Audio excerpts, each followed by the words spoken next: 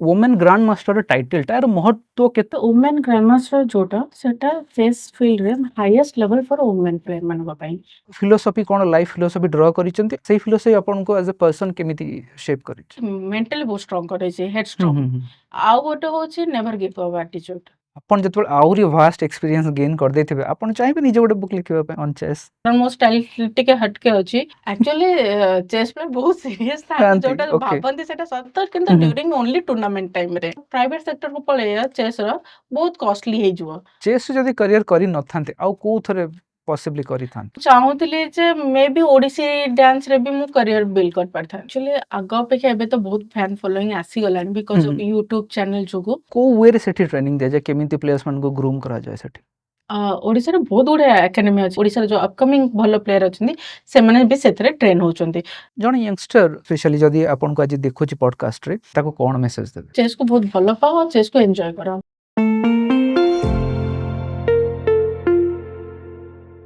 ଭାରତବର୍ଷରେ ଯେତେ ବି ଐତିହାସିକ ଜିନିଷର ଉତ୍ପତ୍ତି ହେଇଛି ତା ଭିତରୁ ଚେସ୍ ଆଉ ଗୋଟେ।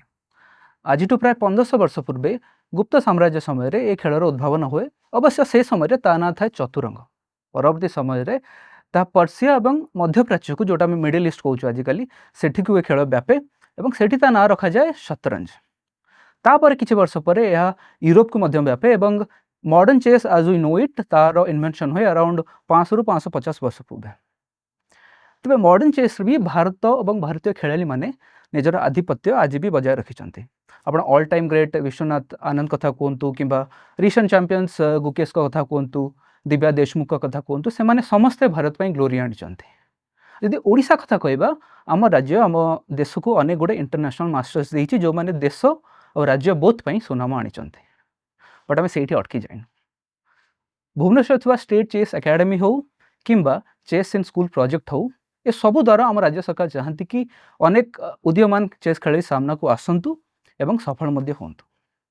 ଷ୍ଟୋରି ଟୁଡେର ଓଡ଼ିଶା ଅଟକଥନସ୍ ଡାଇରିଜ୍ରେ ଆଜି ଆମ ସହିତ ଏମିତି ଜଣେ ସଫଳ ଓ ପ୍ରତିଭାବାନ ଚେସ୍ ଖେଳାଳି, ଓଡ଼ିଶାର ପ୍ରଥମ ମହିଳା ଇଣ୍ଟରନ୍ୟାସନାଲ ମାଷ୍ଟର ଏବଂ ଓଡ଼ିଶାର ପ୍ରଥମ ମହିଳା ଗ୍ରାଣ୍ଡ ମାଷ୍ଟର କିରଣ ମନୀଷା ମହାନ୍ତି। ମ୍ୟାମ୍ ବହୁତ ବହୁତ ସ୍ୱାଗତ। ନମସ୍କାର, ଧନ୍ୟବାଦ। ମ୍ୟାମ୍ ଯେତେବେଳେ ଆମେ ଆପଣଙ୍କ ନାଁ ନେଉ ଆଜ୍ ଓଡ଼ିଶାର ପ୍ରଥମ ମହିଳା ଗ୍ରାଣ୍ଡ ମାଷ୍ଟର ବହୁତ ଗର୍ବ ଲାଗେ। ୟା ପୂର୍ବରୁ କି ଆମେ ଆପଣଙ୍କର ଚେସ୍ କ୍ୟାରିୟର ଆଡ଼କୁ ଯିବା ଡିଟେଲରେ, ମୁଁ ଜାଣିବାକୁ ଚାହିଁବି ଏଇ ଯେଉଁ ୱୁମେନ୍ ଗ୍ରାଣ୍ଡ ମାଷ୍ଟର ଟାଇଟଲଟା ଏହାର ମହତ୍ତ୍ୱ କେତେ ଏବଂ ଗୋଟେ ଚେସ୍ ପ୍ଲେୟାର କ'ଣ ଆଚିଭ୍ କଲେ ଏଇ ଟାଇଟଲ ଅର୍ନ କରିପାରେ? ଆକ୍ଚୁଆଲି ଓମେନ୍ ଗ୍ରାଣ୍ଡମାଷ୍ଟର ଯୋଉଟା ସେଟା ଚେସ୍ ଫିଲ୍ଡରେ ହାଇଏଷ୍ଟ ଲେଭେଲ ଫର ଓମେନ୍ ପ୍ଲେୟର ମାନଙ୍କ ପାଇଁ। ଯୋଉଟା କି ଗୋଟେ ଯେମିତି କି ଆମର ଥାଏ ଟାଇଟଲ, ଡକ୍ଟରେଟ ଟାଇଟଲ ଥାଏ ଆଉ ବିଭିନ୍ନ ପ୍ରକାର ତାଙ୍କ ରେସ୍ପେକ୍ଟିଭ ଯୋଉ ପ୍ରଫେସନ ଥାଏ, ଯାହାବି କିଛି ଗୋଟେ ଟାଇଟଲ ଥାଏ, ସେମିତି ଚେସ୍ ରେ ରହୁଛି ଇଣ୍ଟରନ୍ୟାସନାଲ ମାଷ୍ଟର, ଗ୍ରାଣ୍ଡ ମାଷ୍ଟର ଆଉ ଏଫ୍ଏମ୍ କରିକି। ଏଇ ତିନିଟା ଟାଇଟଲ ଭିତରୁ ସବୁଠୁ ହାଇଏଷ୍ଟ ଟାଇଟଲ ହଉଛି ଓମେନ୍ ଗ୍ରାଣ୍ଡ ମାଷ୍ଟର, ଯୋଉଟା କି ଫିମେଲ ମାନଙ୍କର ଯେହେତୁ ଆମେ ସେଇ ଆମକୁ ଏଇ ଉପାଧିଟା ମିଳେ ସେଥିପାଇଁ ଓମେନ୍ ଲଗାଯାଇଥାଏ। ଆଉ ମେନ୍ ମାନଙ୍କର ହେଇଯାଇଥାଏ ନର୍ମାଲ ଗ୍ରାଣ୍ଡ ମାଷ୍ଟର, ଯୋଉଠି ଓମେନ୍ ଲାଗିନଥାଏ। ସୋ ସେଇ ଏଇଟା ହିଁ ଆମର ହାଇଏଷ୍ଟ ଟାଇଟଲ ବୋଲି ଆମେ ଇଏ କରୁ। ଆପଣ ଏ ଟାଇଟଲ ଫର୍ଷ୍ଟ ପାଇଥିଲେ 2010ରେ। କ'ଣ ଥିଲା ସେ ମୋମେଣ୍ଟ, କେମିତି ଫିଲ୍ ହେଇଥିଲା ଯେଉଁ ପାଇଲେ? ବହୁତ ଖୁସି ଥିଲା, କାରଣ ମୁଁ ଯେତେବେଳେ ଡିସାଇଡ କଲି ଚେସ୍ ରେ ପ୍ରଫେସନ ଭାବରେ ମୁଁ ଯିବି, ସେଇ ସମୟରେ ମୋ ଓନ୍ଲି ଟାର୍ଗେଟ ହେଲା ଓମେନ୍ ଗ୍ରାଣ୍ଡ ମାଷ୍ଟର ହବା ପାଇଁ। ଆଉ ଯେତେବେଳେ ମୁଁ ଫାଇନାଲି ଆଚିଭ୍ କରିଗଲି, କାରଣ ସେତେବେଳେ ଇଣ୍ଡିଆର ବହୁତ ଫ୍ୟୁ ଫିମେଲ ପ୍ଲେୟର ଯୋଉମାନେ ଟାଇଟଲ ଆଚିଭ୍ କରିଥିଲେ। ହୁଁ, ହୁଁ।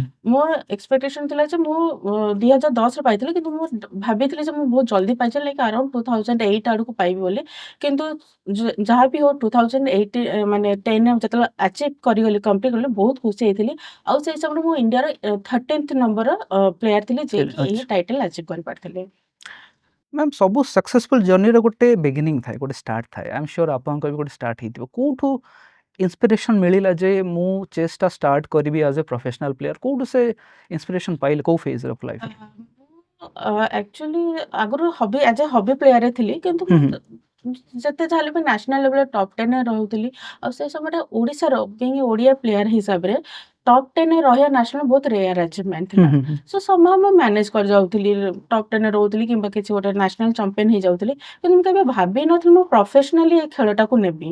ହୁଁ, କିନ୍ତୁ ହୁଁ। ଆଫ୍ଟର 10th ପରେ ଗୋଟେ ଆମର ଚେସ୍ କୋଚିଂ କ୍ୟାମ୍ପ ହେଲା। ସେଇ ସମୟରେ ପଦ୍ମିନୀ ରାଉତ, ଦେବାଶିଷ ଦାସ, ସୋୟମ୍ସ ମିଶ୍ର, ଅନ୍ୱେଷ ଉପାଧ୍ୟାୟ, ଏମାନେ ସବୁ ଗୋଟେ ମିଶି ଗୋଟେ ଗ୍ରୁପ କରିଥିଲେ ଆଉ ନିରଜ ମିଶ୍ରଙ୍କୁ, ଝାଡ଼ଖଣ୍ଡର ଇଣ୍ଟରନ୍ୟାସନାଲ ମାଷ୍ଟର ନିରଜ ମିଶ୍ରଙ୍କୁ ଆଣିଥିଲେ। ଆଉ ଓକେ। ସେ ସମୟରେ ଜଷ୍ଟ ମୁଁ 10th ପରୀକ୍ଷା ଥିଲା ମାନେ ଯେତେବେଳେ ତାଙ୍କର ଫର୍ଷ୍ଟ କ୍ୟାମ୍ପ ହେଇଥିଲା ସେ ସମୟରେ 10th ପରୀକ୍ଷା ଦଉଥିଲି। ଆଫ୍ଟର ଦ ଏକ୍ଜାମ ସରିଲା ପରେ ଆଉ ଥରେ ସେମାନେ ଗୋଟେ କ୍ୟାମ୍ପଟେ ଅର୍ଗାନାଇଜ କଲେ। କରିଥିଲେ ହୁଁ ଭୁବନେଶ୍ୱରରେ। ସୋ ସେଇ ସମୟରେ ମୁଁ ଯାଇଥିଲି। ଆଉ ସେଇ ସମୟରେ ଯେତେବେଳେ ମୁଁ ଶିଖିଲି ଚେସ୍‌ଟାକୁ କେମିତି ପ୍ରିପାରେସନ ହୁଏ, କେମିତି ଖେଳ ହୁଏ, ହାୟର ଲେଭେଲରେ ସେମାନେ କେମିତି ଭାବନ୍ତି, କେମିତି ହୁଁ ହୁଁ। ପ୍ରିପାରେସନ ନିଅନ୍ତି, ବହୁତ ଇଣ୍ଟରେଷ୍ଟ ଲାଗିଲା ସେଇ ସମୟରେ। ଆଉ ସେଥିରୁ ମୁଁ ଡିସାଇଡ୍ କଲି ଯେ ମୁଁ ଚେସ୍‌ରେ ଆଜ୍ ଏ କ୍ୟାରିୟର ମୁଁ ବିଲ୍ଡ କରିବି। ସେଇଠୁ ହୁଁ। ଆରମ୍ଭ ହେଲା ମୋ ଜର୍ଣ୍ଣି ଆଉ। ଯେକୌଣସି ସଫଳ ସ୍ପୋର୍ଟ୍ସ ପର୍ସନ ତା ପଛରେ ଯଦି ଫ୍ୟାମିଲିର ସପୋର୍ଟ ଥାଏ କି ଫ୍ରେଣ୍ଡସଙ୍କ ସପୋର୍ଟ ଥାଏ, ଜର୍ଣ୍ଣି ଇଜି ହେଇଯାଏ ଆମେ ସମସ୍ତେ ଜାଣିଛୁ। ଆପଣଙ୍କ କ୍ଷେତ୍ରରେ ଫ୍ୟାମିଲିର କେମିତି ସପୋର୍ଟ ଥିଲା? କ'ଣ ରୋଲ୍ ଥିଲା ଫ୍ୟାମିଲିର? ନିଶ୍ଚିତ ଭାବରେ ଫ୍ୟାମିଲି ବହୁତ ବଡ଼ ରୋଲ୍ କ୍ରିଏଟ୍ କରିଛନ୍ତି। କାରଣ ବାପାଙ୍କୁ ବହୁତ ଭଲ ଲାଗେ ଚେସ୍, ଆଜ୍ ୱେଲ୍ ଆଜ୍ ମୋ ମାମାଙ୍କୁ ବି ବହୁତ ଭଲ ଲାଗେ।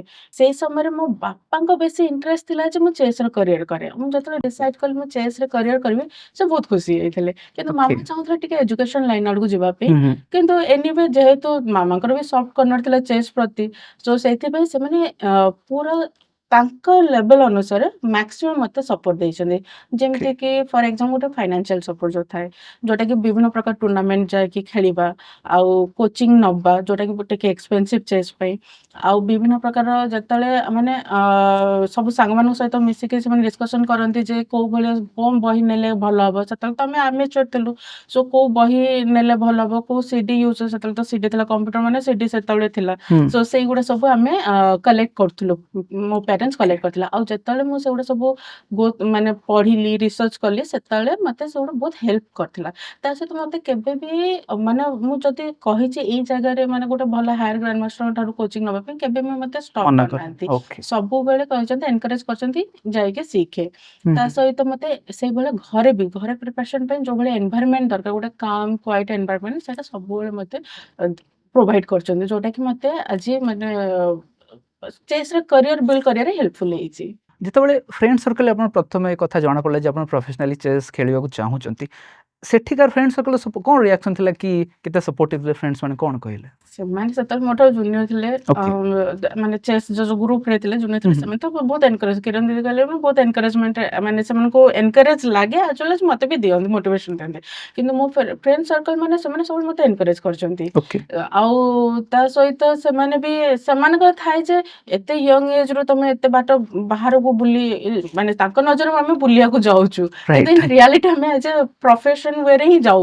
ସୋ ସେମାନେ କିନ୍ତୁ ବହୁତ ତାଙ୍କୁ ଲାଗେ ଯେ ମୋର ଆଜ ଏ ନଲେଜ ୱାଇଜ ମୁଁ ତାଙ୍କଠାରୁ ଅଧିକା ଥାଏ। ହୁଁ ହୁଁ। ନର୍ମାଲି ସେମାନେ ବହୁତ ମୋଟିଭେଟ କରିଛନ୍ତି କି ଏଟା ଭଲ କରେ, ଭଲ ଆମ ନା ମାନେ ଯୋଉଟା କି ଆମକୁ ବି ଗୋଟେ ମୋଟିଭେସନ ମିଳିବ, ତାଙ୍କ ରେସ୍ପେକ୍ଟିଭ କ୍ୟାରିୟରରେ ସେମାନେ ଯାହା ବି ବିଲ୍ଡ କରୁଛନ୍ତି, ସେଇଟା ଗୋଟେ ଥିଲା। ଯେତେବେଳେ ଟାଇଟଲ ଜିତିକି ଆସନ୍ତି ଫ୍ରେଣ୍ଡ ସର୍କଲରେ ସେଲିବ୍ରେସନ ହୁଏ? ସେତେବେଳେ ଏତେ ସେଲିବ୍ରେସନ ନଥିଲା ଓକେ। ଯୋଉ ରେଟରେ ଏବେ ମୁଁ ହଁ, ଆଚ୍ଛା। କରୁଛି। କିନ୍ତୁ ଆଇ ଥିଙ୍କ 2010 ଏରା ୟା 12 ଏରା ହୁଁ ହୁଁ। କହିବାକୁ ଗଲେ ସେତେବେଳେ ଏତେ ସେଲିବ୍ରେସନ ଇଏ ନଥିଲା, ମୋଟେ ଆଚ୍ଛା। ନଥିଲା। ହଁ ଟିକେ party in the sense like ହଁ ଡିନର କେତେବେଳେ ମାନେ ଆମେ ଇଏ କର ଦେଇଥାଏ ହୁଁ ହୁଁ। ସେତିକି। But celebration in the sense just happiness, ହୁଁ ହୁଁ। ଗ୍ରିଟ୍ କରିବା ହାପିନେସ୍, ଏଇ ଓକେ ଜିନିଷଟା ଓକେ। ଥାଏ। ଆପଣ ଯୋଉ ଟାଇମରେ ଚେସ୍ ଷ୍ଟାର୍ଟ କଲେ ସେ ଟାଇମରେ ଆପଣ ଷ୍ଟିଲ୍ ଷ୍ଟୁଡେଣ୍ଟ ଥିଲେ, ତ କେତେ ଟଫ୍ ଥିଲା ଷ୍ଟଡି ଆଉ ଚେସ୍ ବୋଥକୁ ମ୍ୟାନେଜ କରିବା? କାହିଁକିନା ଷ୍ଟଡିକୁ ଟାଇମ୍ ଦେବା ବହୁତ ଜରୁରୀ, ବିକଜ ପ୍ୟାରେଣ୍ଟସ୍ ଚାହାନ୍ତି ଏକାଡେମିକ୍ସରେ ପିଲା କିଛି କରୁ, ପ୍ଲସ୍ ଆପଣଙ୍କୁ ଚେସ୍ରେ ବି ପ୍ରଫେସନାଲି ଆଚିଭ୍ କରିବାର ଅଛି ସକ୍ସେସ୍। କେମିତି ମ୍ୟାନେଜ କରୁଥିଲେ ଏ ଦୁଇଟା ଜିନିଷ? ଆକ୍ଚୁଆଲି ବହୁତ ଡିଫିକଲ୍ଟ ଥିଲା। ହୁଁ ହୁଁ।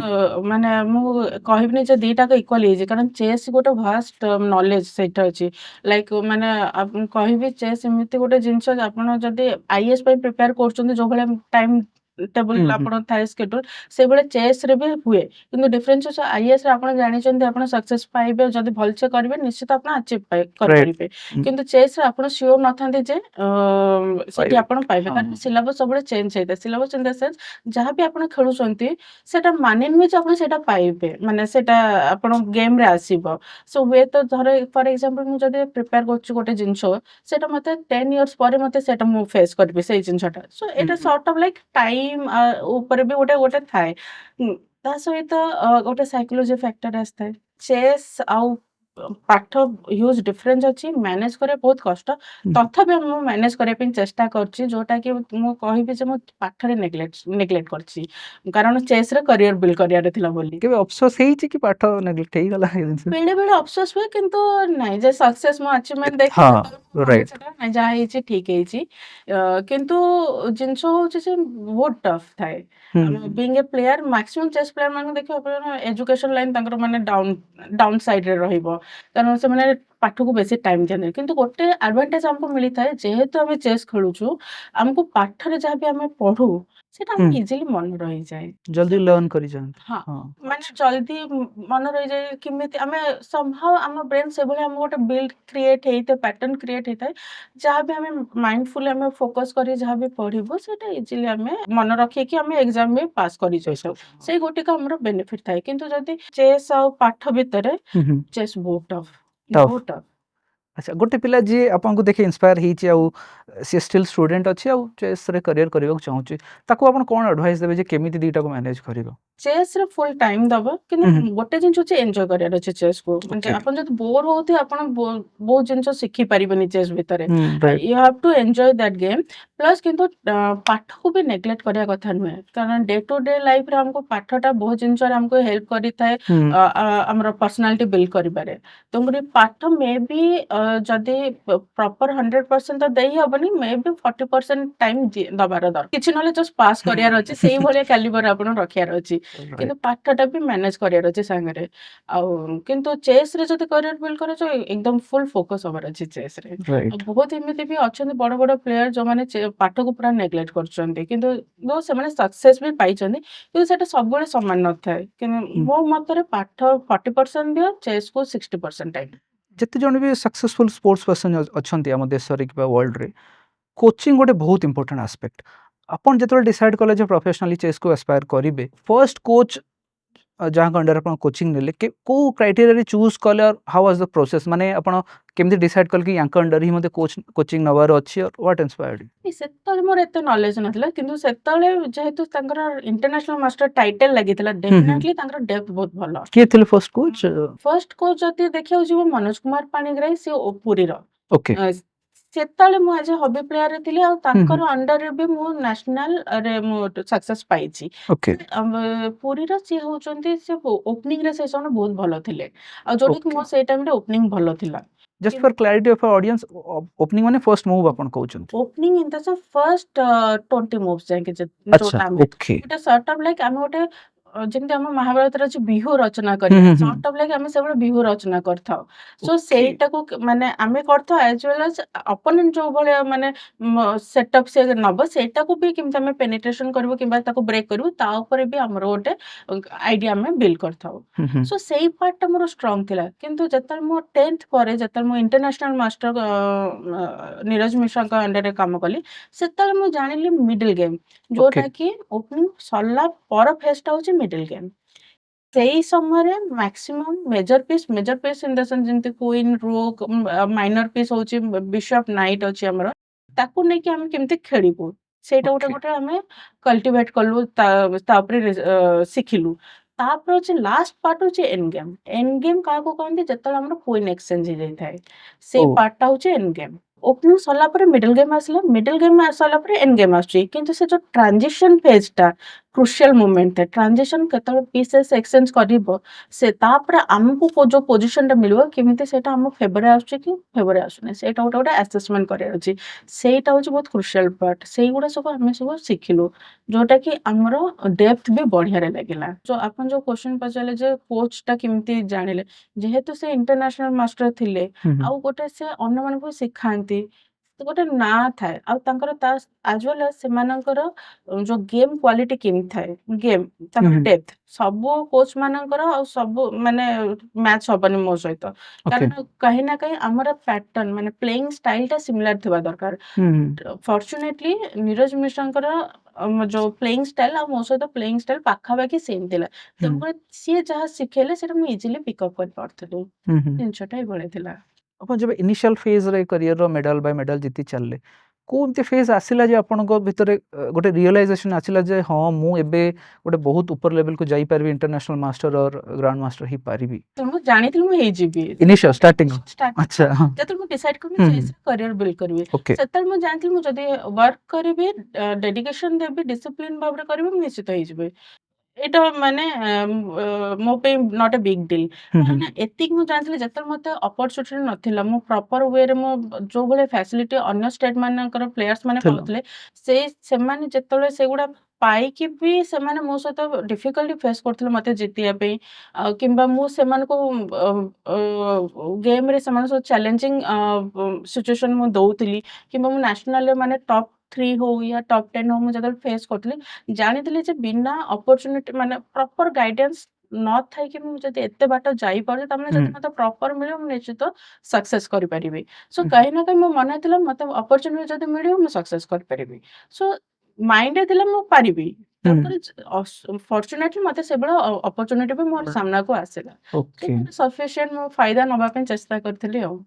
ଗୋଟେ ଯୋଉ ଲିମିଟେଡ୍ ଫ୍ୟାସିଲିଟି କଥା କହିଲେ ସେ ସମୟରେ ଆଇ ଏମ୍ ସିଓର କି ଏବେ ଯାହା ଇନଫ୍ରାଷ୍ଟ୍ରକ୍ଚର ଅଛି ନଥିବ, ବହୁତ କମ୍ ଥିବ। ସେ ଲିମିଟେଡ୍ ଇନଫ୍ରାଷ୍ଟ୍ରକ୍ଚରରେ ବି ଏତେ ଚ୍ୟାଲେଞ୍ଜେସ୍ ଦେଇକି ଆପଣ କେମିତି ସକ୍ସିଡ୍ କରିପାରିଲେ? ଫାର୍ଷ୍ଟ ତ ମୁଁ ବୁଝିବାକୁ ଚାହିଁବି ଏବେ ଯାହା ଇନଫ୍ରାଷ୍ଟ୍ରକ୍ଚର ଅଛି ସେବେ କ'ଣ ଥିଲା ବେସିକାଲି ଚେସ୍ ପ୍ଲେୟର୍ସଙ୍କ ପାଇଁ, ଆଉ ସେଇ ଲିମିଟେଡ୍ ଇନଫ୍ରାଷ୍ଟ୍ରକ୍ଚରରେ ଆପଣ କେମିତି ଆଗକୁ ବଢ଼ିଲେ? ସେଇ ଟାଇମରେ କହିବାକୁ ଗଲେ ମେଟେରିଆଲ୍ସ ଯେମିତିକି ଫର୍ ଏକ୍ସାମ୍ପଲ୍ ମାନେ ଲେଟେଷ୍ଟ ଏବେ କ'ଣ ଆମେ ଅନଲାଇନରେ ଦେଖିଦେଉଛୁ କ'ଣ ଇମିଡିଏଟ୍ କ'ଣ ଘଟୁଛି, ସେଇ ଟାଇମରେ ସେ ଜିନିଷଟା ନଥିଲା। ଓକେ ଏତେ ଲାଇଭ୍ ଟେଲିକାଷ୍ଟ ହଉନଥିଲା। ବହୁତ ଜିନିଷ ଆପଣ ଅନଲାଇନରେ ଆପଣଙ୍କୁ ମିଳୁନଥିଲା, ମାନେ ଏତେ ସଫ୍ଟୱେର ଡେଭଲପ ହେଇନଥିଲା। ସେଇ ହିସାବରେ ସେଇ ଜିନିଷଟା ନଲେଜ ଇମିଡିଏଟ୍ ଆମକୁ ମିଳୁନଥିଲା। ବଟ୍ ଆମକୁ ବୁକ୍ସ ମିଳୁଥିଲା। ବୁକ୍ସ ଯୋଉ ମିଳୁଥିଲା ସେଗୁଡ଼ା ହଉଛି ଏଭ୍ରି 3 months ୟା 6 months ଡିଲେ ପରେ ଆମକୁ ସେ ଜିନିଷଟା ଆମେ ପାଉଥିଲୁ। ଫର୍ ଏକ୍ସାମ୍ପଲ୍ ଆମେ ଯଦି ଟୁର୍ଣ୍ଣାମେଣ୍ଟ ଖେଳୁ ଦେନ୍ ଓନ୍ଲି ଆମକୁ ମିଳିବ। କିନ୍ତୁ ଯଦି ସେଇ ସମୟରେ ବୁକ୍ ଷ୍ଟଲ୍ ଥିବ ଦେନ୍ ଆମେ ଦେଖିକି ଆମେ କିଣୁଥାଉ। ରାଇଟ୍ କିନ୍ତୁ ନର୍ମାଲି ସେଗୁଡ଼ା ସବୁବେଳେ ନଥାଏ। ଆଉ ଦ୍ୱିତୀୟରେ ହଉଛି ସେଗୁଡ଼ା ସବୁ ପ୍ରଥମେ ରସିଆନରେ ସବୁ ଲେଖା ହଉଥିଲା। ସେଗୁଡ଼ାକୁ ଟ୍ରାନ୍ସଲେଟ୍ ହେଇକି ଏବେ ଇଂଲିଶରେ କନଭର୍ଟ ହଉଥିଲା। ତେଣୁକରି ଗୋଟେ ଟାଇମ୍ ଲାଗେ ଜିନିଷଟା ଆସିଲା ବେଳକୁ। ଇମିଡିଏଟ୍ ଆମକୁ ମିଳୁନଥିଲା। କମ୍ୟୁନିକେସନ୍ ଯୋଉଟାକି ଏବେ ଇଣ୍ଟରନେଟର ଜମାନା ଅଛି, ଆପଣ ଘରେ ବସିକି ବି ଶିଖି ପାରୁଛନ୍ତି। ସେତେବେଳେ ଏତେ ଇଣ୍ଟରନେଟ ଥିଲେ ବି ସେତେବେଳେ ସେଇଭଳିଆ ଫ୍ୟାସିଲିଟି ନଥିଲା ଯେ ଆପଣ ଘରେ ବସିକି ଶିଖିପାରିବାଟା। ସେଇଟା ବହୁତ ଆଇ ଥିଙ୍କ 2010 ବେଳକୁ ସେ ଜିନିଷଟା ଟିକେ ବେଟର ହେଲା ଓପନ୍ ହେଲା ସେ ମାନେ କମ୍ୟୁନିକେସନ୍ସ ଉପରେ। ତା ସହିତ ଟୁର୍ଣ୍ଣାମେଣ୍ଟ ଏତେ ହଉନଥିଲା। ଯେତେ ଏବେ ଯୋଉ ରେଟ୍‌ରେ ଟୁର୍ଣ୍ଣାମେଣ୍ଟ ହଉଛି ସେଇଟା ଗୋଟେ ସେଇ ସମୟରେ ନଥିଲା। କୋଚ୍ ଏତେ ନଥିଲେ। ସବୁ ମାକ୍ସିମମ୍ ସେ ଆଚ୍ଛା ସବୁ ପ୍ଲେୟାର ହିଁ ଥିଲେ ସେମାନେ। ସୋ ଗୋଟେ ଭଲ କୋଚ୍ ପାଇବାଟା ମିଳିବାଟା ବି କଷ୍ଟ। ଆଉ ମେଜର ଯୋଉଟା ଅବଷ୍ଟାକଲ୍ ହଉଥିଲା ଫାଇନାନ୍ସ ସେଇ ସମୟରେ। ସୋ ଏଇସବୁ ମିଶିକି କହିବାକୁ ଗଲେ ଅପରଚ୍ୟୁନିଟି ସେଇ ସମୟରେ କମ୍ ରହୁଥିଲା। କିନ୍ତୁ ସେ ଯୋଉ ହାର୍ଡସିପ୍ ଯୋଉ ଥିଲା ଗୋଟେ ଜିଦ୍ ଥିଲା ଯେ ଆମକୁ ଭଲ କରିବାର ଅଛି। ରାଇଟ୍ ମାନେ ସେଇ ସମୟରେ ସେଇଟା ଆମ ପାଇଁ ବଡ଼ ଅପରଚ୍ୟୁନିଟି ଲାଗୁଥିଲା। ଏବେ ଯଦି ମୁଁ ବ୍ୟାକ୍ ମୋ ପଛ ଇଏ ଜର୍ଣ୍ଣିଟା ଦେଖିବି ମତେ ଲାଗିଲା ସେ ସମୟରେ ତ ସେଇ ଲେବୁଲରେ ତ କିଛି ନଥିଲା। ଯୋଉ ଲେବୁଲରେ ଏବେ ଆମକୁ ମିଳୁଛି। ଏବେ ପ୍ରେଜେଣ୍ଟ ଜେନେରେସନ ଯୋଉ ଭଳିଆ ମିଳୁଛି। କିନ୍ତୁ ସେଇ ସମୟରେ ଯେହେତୁ ସେଗୁଡ଼ା ଆମ ପାଇଁ ବଡ଼ ଥିଲା, ମାନେ ବହୁତ ରେୟାର ମୋମେଣ୍ଟ ଥାଏ। ଆମେ ମାକ୍ସିମମ୍ ଚେଷ୍ଟା କରିଥାଉ ଯେ ମାକ୍ସିମମ୍ ଟୁ ମାକ୍ସିମମ୍ ଆମେ ସେଇଠି ଶିଖିବୁ ଜିନିଷଟା। ଅପରଚ୍ୟୁନିଟି ଗ୍ରାବ୍ କରିବୁ। ସୋ ସେଇ ଜିନିଷଟା ହିଁ ଆମକୁ ସେ ଡେପ୍ଥରେ ଯିବା ପାଇଁ ଆମକୁ ଗୋଟେ ଏନକରେଜ କରୁଥିଲା। ଯୋଉଟାକି ଆମକୁ ଇଜିଲି ଆଚିଭ୍ କରିବାକୁ ଇଜି ହଉଥାଏ। ଆପଣ ଯଦି ଆମେ କମ୍ପାରିଜନ୍ କରିବୁ ସେ ଯୁଗରେ ଯେତିକି ସବୁ ପ୍ଲେୟାର ଅଛନ୍ତି, ମାନେ ମୋ ଏରାରେ ଯେତିକି ପ୍ଲେୟାର ଅଛନ୍ତି, ମାନେ ମୋ ଏଜ୍‌ର ଆଉ ଏବେକାର ଏଜ୍ ଭିତରେ ହ୍ୟୁଜ୍ ଡିଫରେନ୍ସ ଅଛି ଆଜ୍ ଏ ଡେପ୍ଥ ୱାଇଜ୍। କିନ୍ତୁ ଆମର ଯୋଉ ଜିନିଷଟା ଆମର ନଲେଜ ଯୋଉ ଅଛି, ଆମର ବେସିକ୍ ଫାଉଣ୍ଡେସନ ବହୁତ ଷ୍ଟ୍ରଙ୍ଗ। ବଟ୍ ଏବେକାର ପିଲାଙ୍କର ଯେହେତୁ ସେମାନେ ସର୍ଫେସ୍ ଲେଭେଲରେ ସବୁ ଇଜିଲି ଆଭେଲେବଲ୍ ହେଲା, ସେମାନେ ସେତିକି ଷ୍ଟ୍ରଙ୍ଗ ନୁହନ୍ତି। ଦୋ ସେମାନଙ୍କର ନଲେଜ ଅଧିକା, କିନ୍ତୁ ଇନ୍ ଡେପ୍ଥ ଯୋଉ ଥାଏ, ଗୋଟେ ଏସେନ୍ସ ଯୋଉଟା ଥାଏ ଗୋଟେ ଜିନିଷର, ସେଇଟା ସେମାନଙ୍କ ସେତେ ଷ୍ଟ୍ରଙ୍ଗ ନଥାଏ। ସେଇ ଇଏ ଥାଏ ଆଉ ଡିଫରେନ୍ସ ଆପଣ ଯୋଉ ଯାହା। ବୁକ୍ସର ଡିଲେ କଥା କହିଲେ ଆସୁଥିଲା, ଓଡ଼ିଶାକୁ ଆସିବାରେ ଡିଲେ ହଉଥିଲା 3 ମନ୍ଥ୍ସର। ତ କ'ଣ ଏମିତି ହଉଥିଲା କି ସପୋଜ୍ ବୁକ୍ ଆଉ କୋଉଠି ପବ୍ଲିଶ ହେଇଯାଇଛି, ସେଠିକା ପ୍ଲେୟର୍ସ ଆଗ ପଢ଼ି ମୁଭ୍ ଶିଖିଗଲେ, ଆଣ୍ଡ ଏଠି ଆମ ପ୍ଲେୟର୍ସଙ୍କ ପାଖକୁ ବୁକ୍ ଆସିଲା ବେଳକୁ ସିଏ ମୁଭ୍ ଶିଖିଲା ବେଳକୁ ଅଲରେଡି ଏମାନେ ଶିଖିକି ସେଥିରେ ଏକ୍ସପର୍ଟ, ୟା ଡିଫିକଲ୍ଟି ହୁଏ କି ଏ ଜିନିଷ? ଏଇଟା ଡିଫିକଲ୍ଟ ହୁଏନି, କିନ୍ତୁ ସେମାନେ ଆମଠାରୁ ଅଧିକ ନଲେଜେବଲ୍ ହେଇଯାଆନ୍ତି। ଫର୍ ଏକ୍ସାମ୍ପଲ୍ ଆମର କାଲକାଟାକୁ ବୁକ୍ ଆସୁଥିଲା। କାଲକାଟାରେ ହିଁ ସେମାନେ ଇଏ କରୁଥିଲେ। ଓଡ଼ିଶା ସ୍ଲୋ ଟାଇମ୍ ଲାଗୁଥିଲା। ଆଉ ଓଡ଼ିଶାରେ ସେତେବେଳେ ସବୁ ଲୋକ ବୁକ୍ ଷ୍ଟଲ୍ ରଖୁନଥିଲେ। ତେଣୁକରି ଆମକୁ ବଡ଼ ନ୍ୟାସନାଲ ଇଭେଣ୍ଟ ହେଲେ ହିଁ ସେମାନଙ୍କର ବୁକ୍ ଷ୍ଟଲ୍‌ଟା ଥାଏ। ସୋ ଠିକ୍ ସେଇ ସମୟରେ ଆମେ କିଣୁଥିଲୁ। କିନ୍ତୁ ଡିଫରେନ୍ସ ହଉଛି ଏଗେନ୍ ସେମାନଙ୍କର ନଲେଜ ଲେଟେଷ୍ଟ କ'ଣ ଚାଲିଛି ସେମାନଙ୍କର ନଲେଜ ଥିବ। ଆମକୁ ଇମିଡିଏଟ ସେ ଲେଟେଷ୍ଟ ଜିନିଷ ମିଳିନଥାଏ ସେଇ ସମୟରେ ଆମର ବି ସେଇଭଳିଆ ଆମେ ଗୋଟେ ପ୍ରୋଟେକ୍ସନ ସିଲ୍ ଗୋଟେ ଆମ ବ୍ରେନ୍ ଭିତରେ ଆମେ କ୍ରିଏଟ୍ କରିଥିଲୁ କି ଫର ଏକ୍ସାମ୍ପଲ ଯଦି କିଛି ନୂଆ ଆସିଗଲା ଆମ ପାଇଁ ନ୍ୟୁ କିଛି ରହିଲା ତା ମାନେ ନୁହେଁ ଯେ ସେଇଟା ସବୁବେଳେ ଭଲ ଥାଏ ସେଇଟା ବି ଆମେ ତାକୁ କ୍ରାକ୍ କରିବାକୁ ଚେଷ୍ଟା କରୁ ଓଭର ଦ ବୋର୍ଡରେ ଆଉ କାହିଁ ନା କାହିଁ ସେଥିରେ ହିଁ ଆମର ଯୋଉ ଆମର କ୍ରିଏଟିଭିଟିଟା ଆମର ବଢିଆରେ ଲାଗିଲା ସେଇ ପାର୍ଟଟା ଆମ ବ୍ରେନ୍ ସେଭଳିଆ ପ୍ୟାଟର୍ନ ସେଭଳିଆ କ୍ରିଏଟ୍ କଲା ସୋ ସେଥିପାଇଁ କାହିଁ ନା କାହିଁ ଧର ବି ଆସିଲା ସେଇ ଜିନିଷଟା ହିଁ ମତେ ଷ୍ଟ୍ରଙ୍ଗ ବି ବନେଇଲା କିଛି ଅନନୋନ୍ ସିଚୁଏସନ ଆସିଲେ ବି ମାଇଣ୍ଡ ଲାଇକ୍ ଘାବରାଏନି କି ସଫ୍ଟ ମୋଡରେ ଯାଏନି ଓକେ ଆସିଲା ତ ଲେଟ୍ସ ଫାଇଣ୍ଡ ଇଟ୍ ମାନେ କେମିତି ଆମେ ତାକୁ ଟ୍ୟାକଲ କରୁ ସେଇଟା ଆମ ବ୍ରେନ୍ ସେଇଭଳିଆ ପ୍ରୋସେସରେ ଚାଲିଥାଏ ଏ ବ୍ୟାରିୟରଟା କୋଉ ଇୟରରେ ବ୍ରେକ୍ ହେଲା ମାନେ ଯୋଉ ଡିଲେ ହଉଥିଲା ଆଉ ହଉନି ଏବେ ସିଚୁଏସନ କଣ ବୁକ୍ସ ଆସିବା ଆକ୍ଚୁଆଲି ମୁଁ କହିବି 2015 ଆଡକୁ ଏଇ ଜିନିଷଟା ବହୁତ ମାନେ ବେଟର ବେଟର ହେଲା ହେଇଗଲା ସବୁ ଓକେ ବୁକ୍ସ ଗୁଡା ବି ଅନଲାଇନ ଆସିଗଲା ଆଭେଲେବଲ ହେଲା ସୋ ଆମେ ବହୁତ ଜିନିଷ ଅନଲାଇନ ଥ୍ରୁରେ ହିଁ କିଣିଦଉ ଧର ଦେଖିଲୁ ନୂଆ ଓକେ ବୁକ୍ ଆସିଲା ଦେଖିଲୁ ରିଭ୍ୟୁ ଭଲ ଅଛି ଇମିଡିଏଟ କିଣିଦେଲ ରାଇଟ୍ ଚେସ୍ ର ବି ସଫ୍ଟୱେୟାର ଥାଏ ସଫ୍ଟୱେୟାର ବେସିସ୍ କୁ ନେଇକି ବି ଏବେ ମେଟେରିଆଲ ଏବେ ଆସିଗଲାଣି ସୋ କମ୍ପ୍ୟୁଟରରେ ହିଁ ଆମେ ସବୁ କିଛି ଦେଖିପାରୁ ସୋ ସେଇଟା ଇଜିଲି ଆଭେଲେବୁଲ ହେଇଯାଉଛି ଯଦି ଦେଖିଲୁ କି ଭଲ ଅଥର ହେଲା ଯେ ଚେସ୍ ର କିଛି ଗୋଟେ ଭଲ ଜିନିଷ ବାହାର କରୁଛନ୍ତି ଇମିଡିଏଟ ଆମେ କିଣିପାରୁଛୁ ଏଇ ଜିନିଷଟା ଆମକୁ ଇଜି ହେଇଯାଇଛି 2010 ଯେତେବେଳେ ଫର୍ଷ୍ଟ ଓମେନ୍ ଗ୍ରାଣ୍ଡ ମାଷ୍ଟର ହେଲେ if I am not wrong Bangladesh ଥିଲା ଟୁର୍ଣ୍ଣାମେଣ୍ଟ तो take us through that tournament जब स्टार्ट है टूर्नामेंट आपन से फीलिंग आसुतला कि एई टूर्नामेंट मु से टाइटल अचीव कर देबी कोन थिला एंटायर टूर्नामेंट रो आपन को मैचेस सीरीज एंड रिजल्ट्स कोन थिला ओवरऑल সেটা অ্যাকচুয়ালি ক্লোজ ইভেন্ট ଥିଲା ମତେ ओके ଅପରଚ୍ୟୁନିଟି ଆସିଲା ମୁଁ ପ୍ରଥମେ ହଁ କରିଥିଲି ତାପରେ ଯେହେତୁ ସେଟା ବାଂଲାଦେଶ ଥିଲା ସେ ଆମ ପ୍ୟାରେଣ୍ଟସ୍ ଟିକେ କହିଲେ ଯେ ନାଇଁ अच्छा ଯିବାନି ଏଇ ଟାଇପର ଲାଷ୍ଟ ମୋମେଣ୍ଟରେ ୱିଡ୍ର କରିବାକୁ ଚେଷ୍ଟା କରିଥିଲୁ କିନ୍ତୁ ସେଇ ସମୟରେ ଆମର ଯୋଉ Dibyendu Barua one of the grandmaster ଅଛନ୍ତି ତାଙ୍କ ୱାଇଫ କହିଲେ ନାଇଁ ସେଇ ଟୁର୍ଣ୍ଣାମେଣ୍ଟଟା ଭଲ ଟୁର୍ଣ୍ଣାମେଣ୍ଟ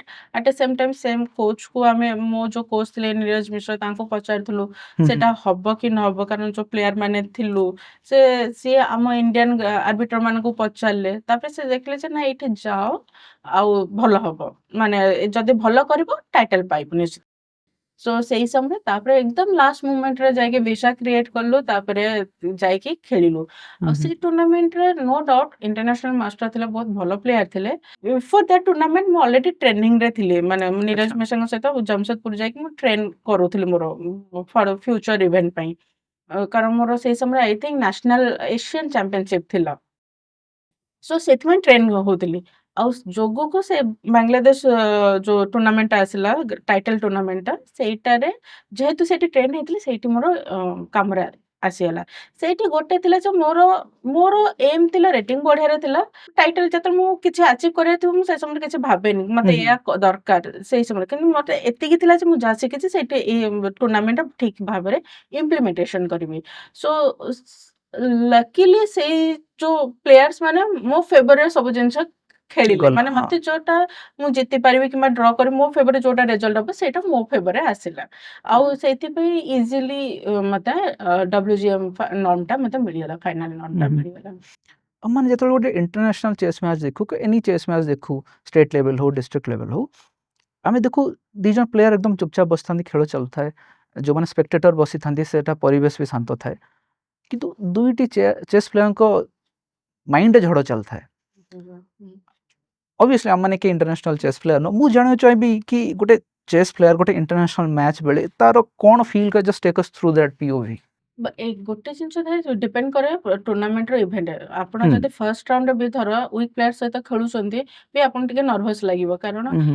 ଯେହେତୁ ଗ୍ୟାପ୍ ପରେ କିଛି ଟୁର୍ଣ୍ଣାମେଣ୍ଟ ଗ୍ୟାପ୍ ପରେ ଆପଣ ଖେଳୁଛନ୍ତି ଆଉ ଆପଣ ଜାଣିନାହାନ୍ତି ସେ ପ୍ଲେୟାର ଷ୍ଟ୍ରେନ୍ଥ କେମିତି ଥିବ ତ ଜାଣିଥିଲେ ବି ଯେହେତୁ ରାଉଣ୍ଡର ମାନେ ଟୁର୍ଣ୍ଣାମେଣ୍ଟ ଫର୍ଷ୍ଟ ରାଉଣ୍ଡ ଥାଏ ଟିକେ ନର୍ଭସ ଆସେ ସେଇଟା ଯେତେବେଳେ ପାର ହେଇଯାଉ ସେତେବେଳେ ଟିକେ କନଫିଡେନ୍ସ ଆସେ ଯେତେବେଳେ ଆମେ ଟୁୱାର୍ଡ ଦ ଏଣ୍ଡ ଯାଉ କ୍ରୁସିଆଲ ମୁଭମେଣ୍ଟ ଯାଉ ଏକଦମ ଷ୍ଟ୍ରଙ୍ଗ ପ୍ଲେୟାର ମାନଙ୍କ ସହିତ ଖେଳୁ ସେଇ ସମୟରେ ଏକରେ ତ ଗୋଟେ ଥାଏ ଟାଇଟଲ ଚାମ୍ପିୟନସିପର ଇଏ ଆଚିଭମେଣ୍ଟ କରିବାର ଥିବ ସେଇ ପ୍ରେସରଟା ଥିବ ତାପରେ ପ୍ଲେୟାର୍ସ ମାନଙ୍କର ଡିଫିକଲ୍ଟି ବି ବଢିଯାଏ କାରଣ ସାମ୍ନା ଅପୋନେଣ୍ଟଟା ବି ଷ୍ଟ୍ରଙ୍ଗ ଥାଏ ଆଉ ସେଇ ସମୟରେ ନୋ ଡାଉଟ ଏକରେ ଥାଏ ବହୁତ ପ୍ରେସର ଥାଏ ଆଉ ଯେତେବେଳେ ବି ଧର ଫର୍ ଏକ୍ସାମ୍ପଲ୍ ଆମେ ଖେଳୁଥିବୁ ୱିନିଂ ପୋଜିସନ୍ ଆସିଲା ଆହୁରି ନର୍ଭସ୍ ଆମେ ହେଇଥାଉ। କାରଣ ଆପଣ ଦେଖିବେ ଇଭେନ୍ ବି ୟୁଟ୍ୟୁବରେ ଦେଖାଏ କେମିତି ମାନେ ସବୁ ବଡ଼ ବଡ଼ ଗ୍ରାଣ୍ଡ ମାଷ୍ଟର ମାନଙ୍କର ହାତ ଥରୁଥିବ, ହୁଁ ହୁଁ ଗୋଡ଼ ଥରୁଥିବ କାରଣ ଏତେ ଜୋରେ ସେମାନେ ନର୍ଭସରେ ଥାନ୍ତି କାରଣ ସେଇ ସମୟରେ ନର୍ଭସ୍ ଆମେ ହଉ କାରଣ ସେଇଟା ଯେମିତି ଆମ ହାତ ଛଡ଼ା ନ ହଉ। ହୁଁ ବେଳେବେଳେ ହୁଁ କଣ ହୁଁ ହୁଏ ଆମର ୱିନିଂ ପୋଜିସନ୍ ଥିବ କିନ୍ତୁ ଆମେ କିଛି ଗୋଟେ ଭୁଲ କରିଦେଲେ ସେଇଟା ଗଡ଼ବଡ଼ ହାତରୁ ହେଇଯାଇଥାଏ। ପଳାଏ ହଁ।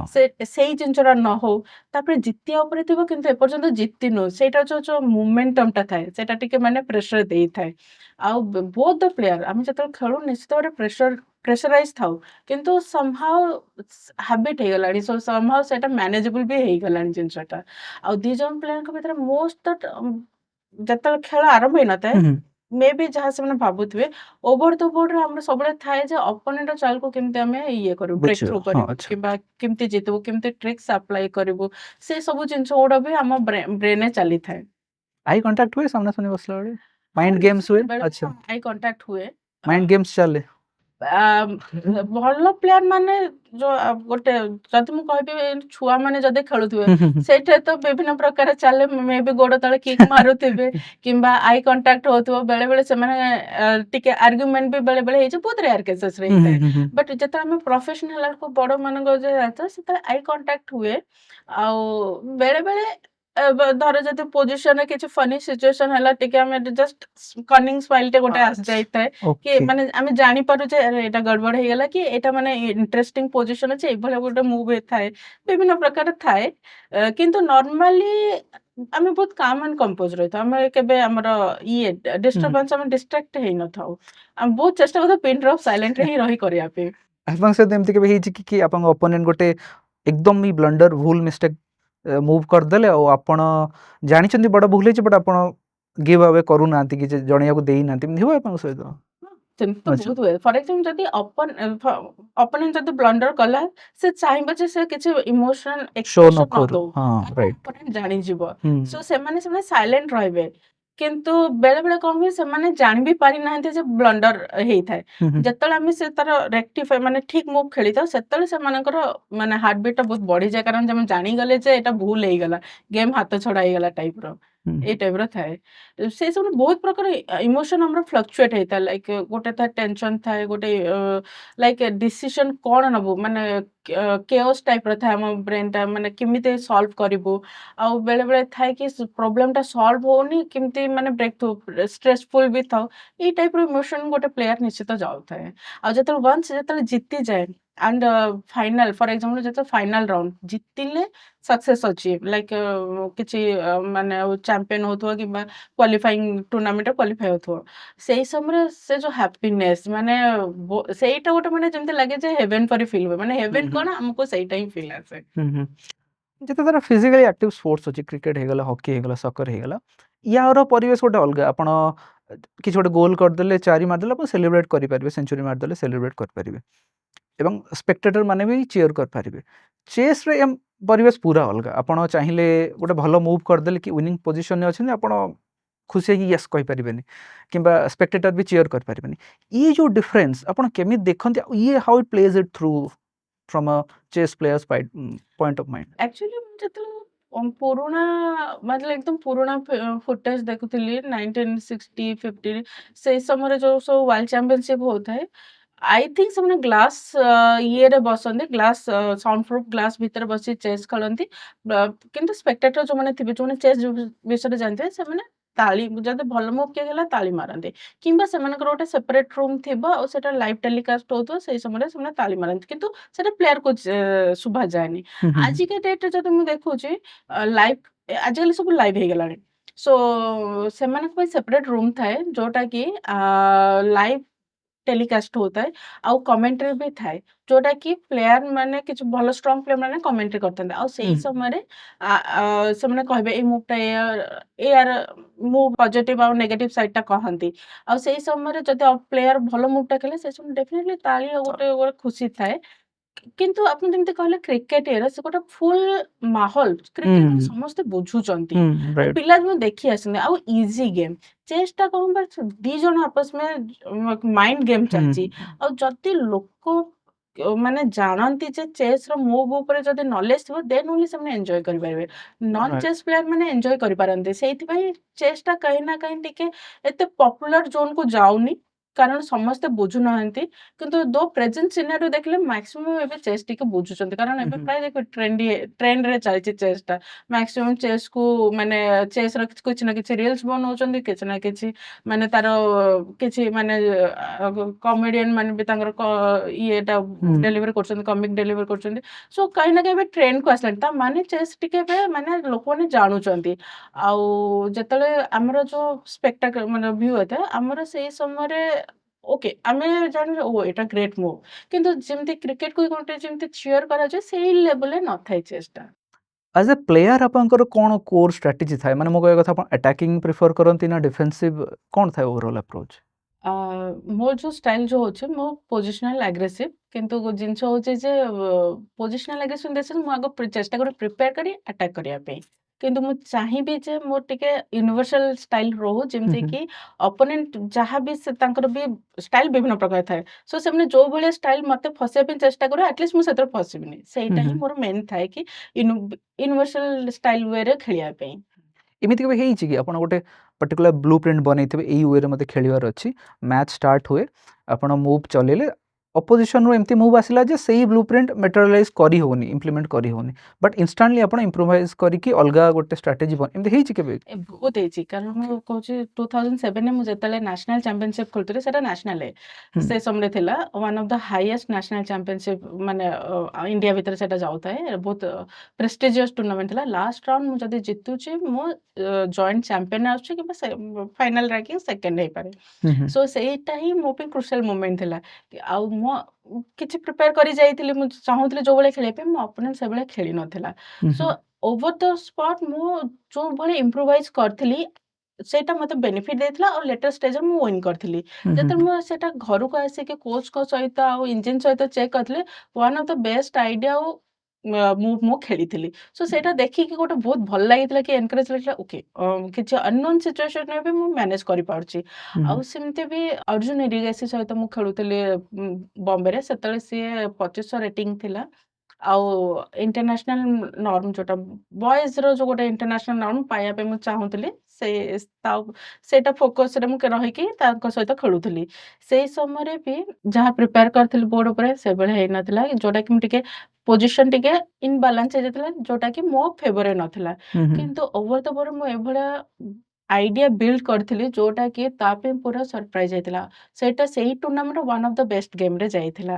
ହୁଁ, ହୁଁ, ଆଉ one of the best game ମୋର ଲାଇଫ୍‌ରେ ବି ସେଇଟା ଗୋଟେ ରହିଥିଲା। ହୁଁ, ହୁଁ, ଯୋଉଟାକି ଓଭର ଦ ବୋର୍ଡରେ ଆମକୁ ଫ୍ଲେକ୍ସିବିଲିଟି ହବାରେ ହିଁ ଅଛି। ନହେଲେ ଆମେ ଗୋଟେ ଯଦି ଷ୍ଟାଗ୍ନାଣ୍ଟ ହେଇଯିବା ଆମକୁ ସେଭଳିଆ ଆଚିଭମେଣ୍ଟ ଆମେ ପାଇପାରିବାନି। ହୁଁ, ହୁଁ, ବିଇଙ୍ଗ ଏ ପ୍ଲେୟାର ଫ୍ଲେକ୍ସିବିଲିଟି ବି ଗୋଟେ ୱାନ୍ ଅଫ୍ ଦ କି କ୍ରୁସିଆଲ ପାର୍ଟ ଆସିଯାଏ ଆମମାନଙ୍କ ହୁଁ, ପାଇଁ। ହୁଁ। ଆଜ୍ ଏ ଚେସ୍ ପ୍ଲେୟାର ମୁଁ ଭାବେ ଫୋକସ୍ ସବୁଠୁ ବଡ଼ ଜିନିଷ। ଆପଣ ମ୍ୟାଚ୍‌ରେ ଫୋକସ୍ ରହିବା ବହୁତ ଜରୁରୀ। ମାନେ ମ୍ୟାଚ୍ ନ ବି ଥାଉ, ଆପଣ ଷ୍ଟ୍ରାଟେଜି ଭାବିଲା ବେଳେ ବି ଫୋକସ୍ ରହିବା ବହୁତ ଜରୁରୀ। ତ ଆପଣ ପର୍ସନାଲି ଆଜ୍ ଏ ଚେସ୍ ପ୍ଲେୟାର କ'ଣ ଏମିତି ଲାଇଫଷ୍ଟାଇଲ୍ ଆଡପ୍ଟ କରନ୍ତି କି ୟୋଗା ହେଲା, ମେଡିଟେସନ୍ ହେଲା, ଯୋଉଥିରେ ଆପଣ ଫୋକସ୍ କରିବା ପାଇଁ ହେଲ୍ପ ମିଳେ ଏମିତି କିଛି? ନିଶ୍ଚିତ ଭାବରେ କାରଣ ଫୋକସ୍ ସହିତ ଡିସିପ୍ଲିନ୍ ନିହାତି ଦରକାର। କିନ୍ତୁ ହୁଁ, ବିଇଙ୍ଗ ଏ ଚେସ୍ ମାନେ କହିବାକୁ ଗଲେ ଆମେ ୱାରକୁ ହିଁ ଯାଉଛେ। ହୁଁ, ହୁଁ, ମାଇଣ୍ଡ ୱାରରେ ହିଁ ଆମେ ଚାଲିଥାଏ। ତେଣୁକରି ଆମେ ବହୁତ ଷ୍ଟ୍ରେସ୍ ବି ରହିଥାଉ। ଆଉ ସେଥିପାଇଁ ମୁଁ ମେଡିଟେସନ କରେ। ଆଉ ୟୋଗା କହିବି ନା ଟିକେ ହାଲକା-ଫୁଲକା ଏକ୍ସରସାଇଜ କରେ କାରଣ ବ୍ରେନ୍ ଆକ୍ଟିଭ ହବା ନିହାତି ଦରକାର। ଯୋଉଟା ମେଡିଟେସନ ଯୋଉ କରେ ସେଇଟା ମତେ ବହୁତ ହେଲ୍ପ କରିଛି। କାରଣ କାହିଁ ଓକେ। ନା କାହିଁକି ସେଇଟା ମତେ କାମନେସ୍ ଦେଇଛି। ଯୋଉଟାକି ଆମକୁ ଡିସିସନ ମେକିଂରେ ହେଲ୍ପ କରିଥାଏ। ଆଉ ମେମୋରି ପାୱାର ଟିକେ ଇମ୍ପ୍ରୁଭ ହବାରେ ହେଲ୍ପ କରିଥାଏ। ଯୋଉଟାକି ବିଇଙ୍ଗ ଏ ଚେସ୍ ପ୍ଲେୟାର ମେମୋରି ପାର୍ଟଟା ବହୁତ ଦରକାର ଆମକୁ। ରାଇଟ୍। ଯେତେବେଳେ ଆମେ ଦେଖୁ ଗୋଟେ ଆଥଲିଟ୍‌କୁ କି ଗୋଟେ ଏମିତି ସ୍ପୋର୍ଟସରେ ଇନଭଲ୍ଭ ଯୋଉଥିରେ କି ଫିଜିକାଲ ଆକ୍ଟିଭିଟି ଅଧିକା, ତାକୁ ଗୋଟେ ଡାଏଟିସିଆନ୍ କହିବ କି ଏଇ ପ୍ରକାର ଫୁଡ୍ ଖାଇବାର ଅଛି। କ'ଣ ଏମିତି ଚେସ୍ ପ୍ଲେୟରଙ୍କ ପାଇଁ ଏମିତି କିଛି ଥାଏ ଲାଇଫଷ୍ଟାଇଲ୍ ଆଡଭାଇସ୍ ଅର୍ ଫୁଡ୍ ଏମିତି କିଛି? ଚେସ୍ ସେମିତି ଫୁଡର କିଛି ମାନେ ରେଷ୍ଟ୍ରିକ୍ସନ ନଥାଏ କି ହୁଁ, ହୁଁ, ମାନେ ସେମାନେ ଯାହା ଚାହିଁଲେ ଖାଇପାରିବେ। କିନ୍ତୁ ଆମେ ଚେଷ୍ଟା କରିଥାଉ ଯେ ଏଭଳିଆ ଫୁଡ୍ ଖାଉ। ଫୁଡ୍ ତ କହିବାକୁ ଗଲେ ଗ୍ରେନ୍ସ କହିବି। ମାନେ ଗ୍ରେନ୍ସ ୟା ନଟ୍ସ ବଗେରା କହିବି। ଯୋଉଟା ମେମୋରିକୁ ବଢେଇଥାଏ। ହୁଁ, ସେଇ ପାର୍ଟଟା ଆମେ ଦେଖିଥାଉ। ଯେମିତିକି ସ୍ପ୍ରାଉଟ୍ ହଉ, ଆଲମଣ୍ଡ ହଉ ୟା ଏନି କାଇଣ୍ଡ ଅଫ୍ ନଟ୍ସ ହଉ ଯୋଉଟାକି ବ୍ରେନକୁ ହେଲ୍ପ କରିଥାଏ। ହୁଁ, ହୁଁ, ବଟ୍ ଇନ୍ ଜେନେରାଲ ଆମର ସେମିତି କିଛି ଡାଏଟ୍ ଉପରେ କିଛି ଏମିତି କଣ୍ଟ୍ରୋଲ ନଥାଏ। ମାନେ କିନ୍ତୁ ହଁ ଏତିକି ପ୍ରିଫର କରୁ ଆମେ ଟିକେ ଲାଇଟ୍ ଫୁଡ୍ ଖାଉ before the game so that ଆମକୁ ହେଭିନେସ୍ ନ ହଉ। ଏଇଟା ଆମେ ଟିକେ କଣ୍ଟ୍ରୋଲରେ ରଖିଥାଉ ଆମ ଏମିତି କେବେ ହେଇଛି ଆପଣ କିଛି ଗୋଟେ ସିଲି ମୁଭ୍ କରିଦେଇଛନ୍ତି, ଆପଣ ଜାଣିଲେ ଗୋଟେ ବଡ଼ ଭୁଲ ହେଇଗଲା, ତାପରେ ନିଜର ଆପଣ ବଡି ଲାଙ୍ଗୁଏଜ କଣ୍ଟ୍ରୋଲ କରିଛନ୍ତି ଯେମିତି ସାମ୍ନା ବାଲା ନ ଜାଣିପାରୁ, କି ଯଦି ବି ଭୁଲ ହେଇଗଲା ଆପଣ ଏକଦମ ପଛରେ ଆସିକି ମ୍ୟାନେଜ କରିଛନ୍ତି, ଗେମ୍କୁ ଏକଦମ ଓଭରଟର୍ନ କରିକି ଜିତିଛନ୍ତି, ଏମିତି କେବେ ହେଇଛି? ବହୁତ ହେଇଛି। ହୁଁ, ଏମିତି ସିଲି ମୁଭ୍ ହେଇଯାଏ। ହେଇଯାଏ, ସିଲି ଆଚ୍ଛା। ମୁଭ୍ ହେଇଥାଏ କି ବଡ ମିଷ୍ଟେକ୍ ବି ହେଇଥାଏ। ହୁଁ, ହୁଁ, ବହୁତ ଥର ହେଇଛି ଆଉ ଅବଭିୟସଲି ଦ୍ୟାଟ୍ ମୋମେଣ୍ଟ ଯେତେବେଳେ ଖେଳି ସାରିଲା ପରେ ଆମେ ଜାଣୁ ଯେ ଆରେ ଏଇଟା ଭୁଲ ହେଇଗଲା। ସେଇ ସମୟରେ ଅବଭିୟସଲି ଆମେ ବଡି ଲାଙ୍ଗୁଏଜ ଯେମିତି ଆମେ ପାଷ୍ଟରେ ମାନେ ଥ୍ରୁ ଆଉଟ୍ ଦ ମୁଭ୍ ମାନେ ରାଉଣ୍ଡରେ ଯେମିତି ଆମେ ବିହେଭ୍ କରିଥାଉ ହୁଁ, ସେଇ ହୁଁ, ଗେମ୍‌ରେ ସେଇଭଳିଆ ହିଁ ବିହେଭ୍ କରିଥାଉ। ତାଠାରୁ ଅଧିକା କିଛି ଏକ୍ସପ୍ରେସନ ଦେଇନଥାଉ କିମ୍ବା ମାକ୍ସିମମ୍ ଟାଇମ୍ ପୋକର ଫେସ୍ ହେଇକି ରହିଥାଉ। ମାନେ ଆମେ କିଛି ଏକ୍ସପ୍ରେସନ ହିଁ ଜାଣିବାକୁ ଦେଇନଥାଉ। ହଁ, ହଁ, କାରଣ କିଛି ଯଦି ଦେଇଦବୁ ମାନେ ଅପୋନେଣ୍ଟ ଆଲର୍ଟ ହେଇଯିବ। ଜାଣିଯିବ ଯେ କିଛି ଗୋଟେ ଘଟିଗଲା, କିଛି ଗୋଟେ ନୂଆ ଜିନିଷ ହେଇଗଲା, କିଛି ଗଡ଼ବଡ଼ ହେଇଗଲା। ତେଣୁକରି ଆମେ ସେଇ ଜିନିଷ ଆଲର୍ଟ କରିବାକୁ ଚାହିଁବୁ। ଆମେ ଆଚ୍ଛା। ଚାହିଁବୁନି ଅପୋନେଣ୍ଟ ଆଲର୍ଟ ହଉ। ଆମେ ଚାହିଁବୁ ଜିତିବା ପାଇଁ। ସେଥିପାଇଁ ବାଇ ହୁକ୍ ଆଣ୍ଡ କ୍ରୁକ୍ ହଉ ଜିତିବା ଦରକାର ଅଛି। ତେଣୁକରି ଆମେ ସିଲି ମିଷ୍ଟେକ୍ ହେଲେ ବି ଆମେ ଏକ୍ସପ୍ରେସନ ଦେଇନଥାଉ। ଏଣ୍ଟାୟାର ଚେସ୍ କରିବାର ସବୁଠୁ ବେଷ୍ଟ ମେମୋରେବଲ ମୋମେଣ୍ଟ କୋଉଟା? ଏଣ୍ଟାୟାର ଚେସ୍‌କେ ଏବେ ପ୍ରେଜେଣ୍ଟ ମୋମେଣ୍ଟରେ ଆଇ ଥିଙ୍କ୍ 2024 ରେ ନ୍ୟାସନାଲ୍ ଚାମ୍ପିଅନସିପ୍ ହଉଥିଲା ତାମିଲନାଡୁର ଗୋଟେ ଜାଗାରେ। ସେଇଠି ଲାଷ୍ଟ ରାଉଣ୍ଡ ମୁଁ ଜିତିଲେ ଟପ୍ 4 ରେ ଆସୁଛି। ଯୋଉଟାକି ମତେ ୱାର୍ଲଡ କପ୍ କୁ ଏଣ୍ଟ୍ରି ମିଳିବ। ଆଉ ସେଇଟା ହଉଛି ୱାର୍ଲଡ କପ୍ ମୋ ପାଇଁ ନୂଆ ଥିଲା। କାରଣ ମୁଁ କେବେ ଖେଳିନି। ହୁଁ, ହୁଁ, ଆଉ one of the prestigious tournament international event women ମାନଙ୍କ ପାଇଁ ଥିଲା ସେଇଟା। ସୋ ସେ ଲାଷ୍ଟ ରାଉଣ୍ଡଟା ଯେମିତି ପ୍ୟାରିଂ ହେଇଥିଲା ହୁଁ, ହୁଁ, ଥ୍ରୁ ଆଉଟ୍ ଦ ଟୁର୍ଣ୍ଣାମେଣ୍ଟ ବହୁତ ଭଲ ଖେଳିଥିଲି। ଲାଷ୍ଟ ରାଉଣ୍ଡ ଯେମିତି ପ୍ୟାରିଂ ହେଇଥିଲା ଫର୍ଚୁନେଟଲି ମୁଁ ବହୁତ ଭଲ ଅପୋନେଣ୍ଟଟା ପାଇଥିଲି। ଭଲ ଇନ୍ ଦ ସେନ୍ସ କି ଇଜିଲି ମୁଁ ତାକୁ ହରେଇ ପାରିବି। ହୁଁ, କିନ୍ତୁ ଅନଫର୍ଚୁନେଟଲି ଯୋଉ ପ୍ରେସର ଯୋଉ ଥିଲା ସେଇ ସମୟରେ ହିଁ ମୁଁ କିଛି ଗଡ଼ବଡ଼ କରିଦେଇଥିଲି ଓଭର ଦ ବୋର୍ଡ ମାଇନସ୍ ଆଡକୁ ପଳେଇଥିଲା। ମାଇନସ୍ ଆଡକୁ ପଳେଇଛି ଆଉ ଡ୍ର ତ କରିପାରିବିନି। ଡ୍ର କଲେ ମୁଁ କୌଣସି ମାନେ ଲିଗ୍‌ରେ ହିଁ ରହିବିନି। ପ୍ରାଇଜ୍ ପାଇକି ବି କିଛି ଲାଭ ନାହିଁ କାରଣ ଟପ୍ 4 ରେ ବହୁତ କ୍ରୁସିଆଲ। ସୋ ସେଇ ସମୟରେ ମାଇନସ୍ ପୋଜିସନରେ ତାକୁ ଅପୋନେଣ୍ଟକୁ ବହୁତ ଟ୍ରିକ୍ ଦେଇକା ହୁଁ, ହୁଁ, ଅପୋନେଣ୍ଟକୁ ଏଇଭଳିଆ ମାନେ କନଫ୍ୟୁଜ କ୍ରିଏଟ୍ କଲି ଓଭର ଦ ବୋର୍ଡ। ଫାଇନାଲି ସେ ମିଷ୍ଟେକ୍ କଲା ଆଉ ସେ ଗେମ୍‌ଟା ମୁଁ ଜିତିଥିଲି। ହୁଁ, ହୁଁ, ହୁଁ, ତାର ହ୍ୟାପିନେସ୍ ଯୋଉ ଲେଭେଲରେ ଯୋଉ ଟେନସନରେ ଥାଇକି ମତେ ଲାଗିଲା ଗଲା ମୋର ଏବେ ବ୍ରେନ୍ ଫାଟିଲା। ଏତେ ଖରାପ ପୋଜିସନରେ ମୁଁ କେମିତି ଜିତିବି ଯୋଉ ସେ ଷ୍ଟ୍ରେସ୍ ନେଇଥିଲି। ହୁଁ, ତାପରେ ଯେତେବେଳେ ୱିନିଂ ଆସିଗଲା ସେଥିରେ ବି ଗୋଟେ ନର୍ଭସନେସ୍ ଆସିଯାଏ।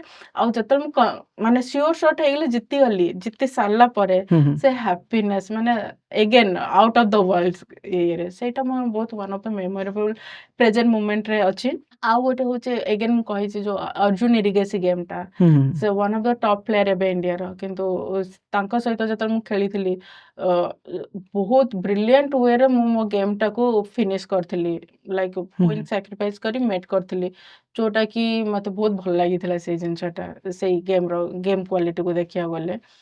ଆଉ ଏମିତି ବହୁତ ଅଛି।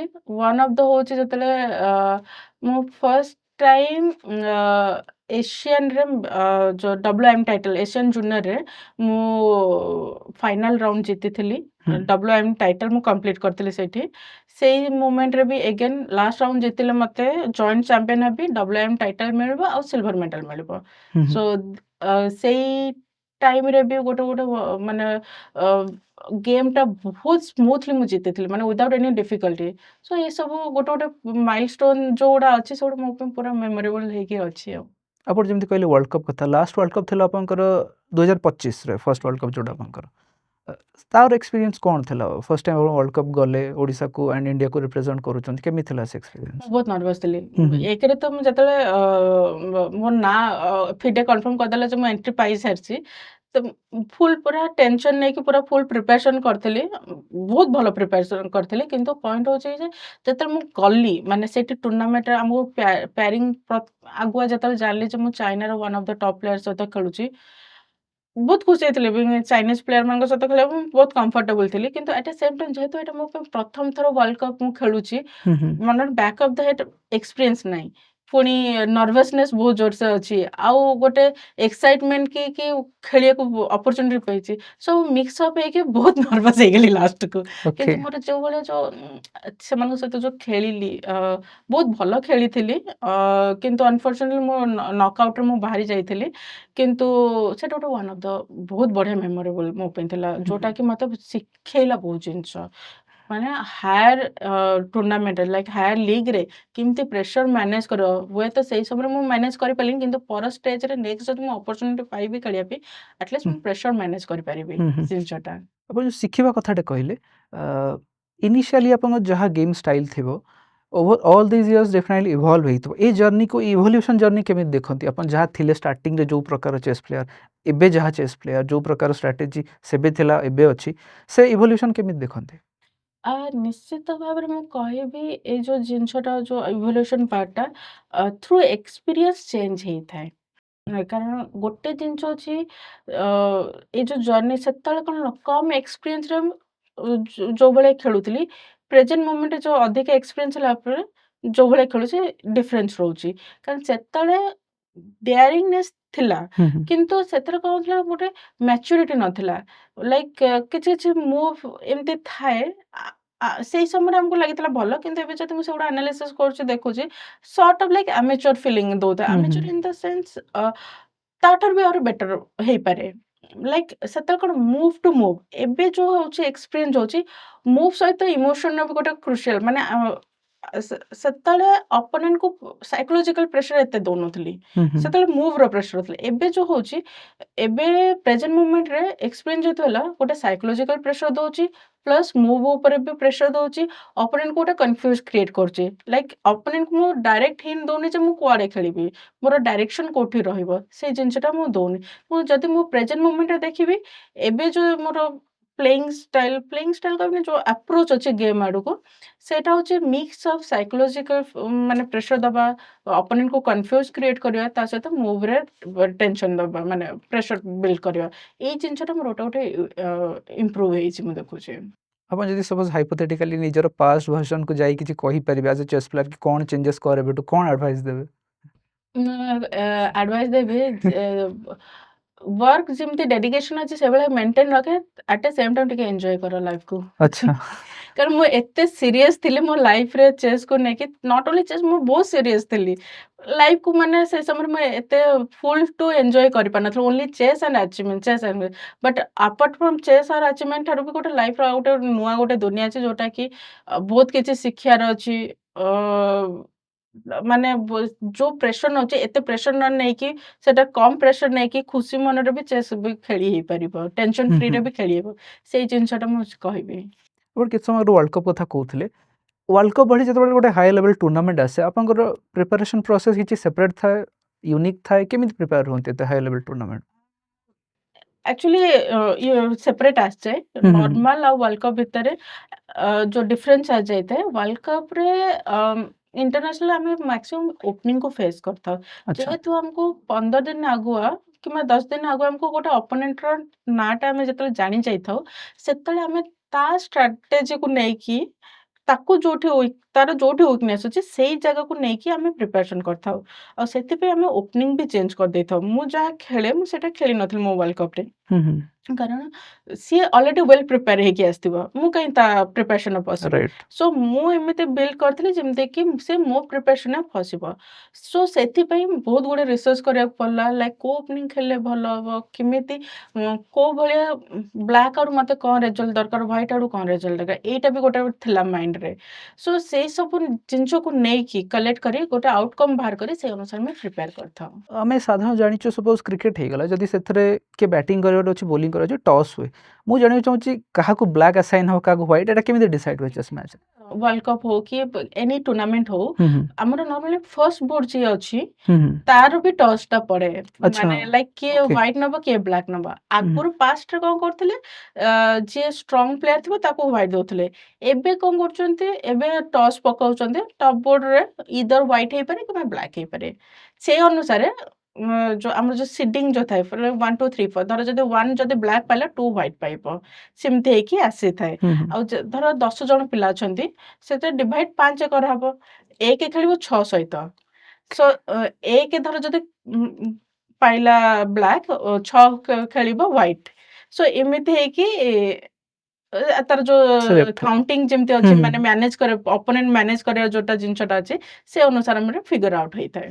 ବଟ୍ କଲର୍ ଆସାଇନ୍ ହେବାର କିଛି ଆଡଭାଣ୍ଟେଜ୍ ଥାଏ କି? ସପୋଜ ଜଣେ ହ୍ୱାଇଟ୍ ପାଇଲା, ସେ ଯାହା ମୁଭ୍ ଚଲେଇବାର ଅଛି ସେ ବ୍ଲାକ୍ ପାଇଥିଲେ ବି ସେୟା ହିଁ ଚଲେଇଥାନ୍ତେ। ତ କିଛି କଲର୍ ବେନିଫିଟ୍ ମିଳେ କି ଏମିତି ନାଇଁ କିଛି? କଲର ବେନିଫିଟ ବହୁତ ଅଛି କାରଣ ଓକେ। ହ୍ୱାଇଟ ଟା ହଉଛି ଯେହେତୁ ସେ ଆଗ ଖେଳୁଛି ଗୋଟେ ଆଚ୍ଛା। ସର୍ଟ ଅଫ ଲାଇକ୍ ଆସିଯାଏ ଯେ ସେ ଆଗ୍ରେସନ ସାଇଡରେ ରହୁଛି ମାନେ ହୁଁ, ହୁଁ, ହୁଁ। ଆଗ୍ରେସିଭ ତାର ଟେଣ୍ଡେନ୍ସି ଧର ଯଦି E4 ଖେଳେ ସେ ଆଟାକିଂ ୱେରେ ଖେଳିପାରେ ଆଉ D4 ଖେଳେ ପୋଜିସନାଲ ୱେରେ ଖେଳିପାରେ ମାନେ ଫର ଏକ୍ସାମ୍ପଲ ମୁଁ ଦଉଛି କିନ୍ତୁ ବ୍ଲାକ୍ ହେଲେ କଣ ଟିକେ ସର୍ଟ ଅଫ ଲାଇକ୍ ଡିଫେନ୍ସିଭ ଆଡକୁ ଆସିଯାଇଥାଏ ଡିଫେନ୍ସିଭ ଇକ୍ୱାଲାଇଜ ମାନେ ବ୍ଲାକ୍ ର ଯୋଉ ଥିମ୍ ଯୋଉ ଥାଏ ହ୍ୱାଇଟ ଆଗ ଖେଳେ ଇନିସିଏଟ କରେ ଖେଳଟାକୁ ତାକୁ ଅପର ହ୍ୟାଣ୍ଡ ଥାଏ ଯୋଉ ହୁଁ, ସ୍ଲାଇଟ୍ ଏଜ୍ ଯୋଉ ଥାଏ ବ୍ଲାକ୍ ଚାହେଁ ସେଟାକୁ ନ୍ୟୁଟ୍ରାଲାଇଜ କରିବା ପାଇଁ କାହିଁ ନା କାହିଁ ସେଠି ଗୋଟେ ଗୋଟେ ଫାଇଟ୍ ଥାଏ ଆଗ ହୁଁ। ଇକ୍ୱାଲାଇଜ କରିବାର ଅଛି କିନ୍ତୁ ଇନ୍ ଜେନେରାଲ ଯୋଉ ପ୍ଲେୟାର ମାନେ ଯୋଉ ଅଛନ୍ତି ଆଜିକା ଡେଟ୍ରେ ଦୋ ପ୍ଲେୟାର ମାନେ ପ୍ରିଫର କରନ୍ତି ହ୍ୱାଇଟ୍ ଆଡୁ ଖେଳିବା ପାଇଁ କିନ୍ତୁ ନାଓ ଡେଜ୍ ସେମିତି କିଛି ନଥାଏ ନଥାଏ। ଇଦର ହ୍ୱାଇଟ୍ ହଉ ୟା ବ୍ଲାକ୍ ହଉ ଇକ୍ୱାଲି ସେମ୍ ଥାଏ E4 ଆଉ D4 ଯୋଉ ଟର୍ମଟା ଆପଣ କହିଲେ ଟେକ୍ନିକାଲ ଟର୍ମ ଯିଏ ଆମକୁ ଶୁଣୁଛନ୍ତି ଯେ ଚେସ୍ ମେ ବି ବହୁତ କମ୍ ଲେଭେଲରେ ଜାଣିଛନ୍ତି ଟିକେ ସିମ୍ପ୍ଲିଫାଇ କରି କହିଦେବେ କି କ'ଣ ସେ ମୁଭ୍ ଏକ୍ଜାକ୍ଟଲି? ଆକ୍ଚୁଆଲି ଆମର ଯୋଉ ପୋଜିସନ ଯୋଉ ଚେସ୍ ବୋର୍ଡଟା ଯୋଉ ସେଟଅପ୍ ହେଇଥାଏ ହୁଁ। କିଙ୍ଗ ସାମ୍ନାର ଆଉ କୁଇନ୍ ସାମ୍ନାର ପନ୍ ଯୋଉ ଅଛି pawn in the sense soldier soldier right. ସେଇଟାର ଆମେ ନର୍ମାଲି ଷ୍ଟାର୍ଟିଂରୁ ଆମେ ସେଇଟା ଏଇଦର ଗୋଟେ ଷ୍ଟେପ୍ କିମ୍ବା ଦି ଷ୍ଟେପ୍ ଆମେ ଚଲେଇ ପାରିବେ। ହୁଁ। ଚଲଉଥାଉ ନର୍ମାଲି ଆମେ ମାନେ ଡବଲ ଷ୍ଟେପ୍ ଚଲେଇଥାଉ ଏମିତି ନୁହେଁ ଯେ ଖାଲି ଆମେ ପନ୍ ମାନେ ସୋଲଜର ଚଲେଇବୁ ବେଳେ ବେଳେ କେତେ ଜଣ ଅଛନ୍ତି ଘୋଡ଼ା ବି ଆଗ ବାହାର କରନ୍ତି ସୋ ଏଗୁଡ଼ା ସବୁ ଷ୍ଟ୍ରାଟେଜି ମାନେ ଏଇ ସବୁକୁ ଦେଖିକି ଆମେ ଜାଣିପାରୁଥାଉ ସେ ପ୍ଲେୟାରଟା ଆଗ୍ରେସିଭ ଥାଏ କି ପୋଜିସନାଲ ଥାଏ କାରଣ ଗୋଟେ କ୍ୟାରେକ୍ଟରିଷ୍ଟିକ ବିଲ୍ଡ ହେଇଥାଏ ସେଠି ଆଉ ନର୍ମାଲି ଯୋଉମାନେ କିଙ୍ଗ ସାମ୍ନା ପନ୍ ଚଲାନ୍ତି ସେଟାକୁ ନର୍ମାଲି ଆଗ୍ରେସିଭ ନେଚରର ପ୍ଲେୟାରକୁ ଧରାଯାଏ ଆଟାକିଂ ପ୍ଲେୟାର ଆଉ ଯୋଉମାନେ କୁଇନ୍ ସାଇଡ୍ ଆଡୁ ପନ୍ଟା ଚଲାନ୍ତି ସେମାନେ ପୋଜିସନାଲ ଆଡକୁ ଯାଆନ୍ତି ସୋ ଏଇ ଜିନିଷଟା ମ୍ୟାଟର କରିଥାଏ ଜିନିଷରେ ସବୁ ସ୍ପୋର୍ଟସ ପର୍ସନଙ୍କର ତାଙ୍କ ଫିଲ୍ଡରେ ଗୋଟେ ଫେଭରେଟ୍ ପ୍ଲେୟାର ଥାଏ ଆପଣଙ୍କର କିଏ ଆଣ୍ଡ କାହିଁକି? ମୋର ଆକ୍ଚୁଆଲି ବବି ଫିଶର ହଉଛି ମୋ ଫେଭରାଇଟ ପ୍ଲେୟାର କାରଣ ହୁଁ।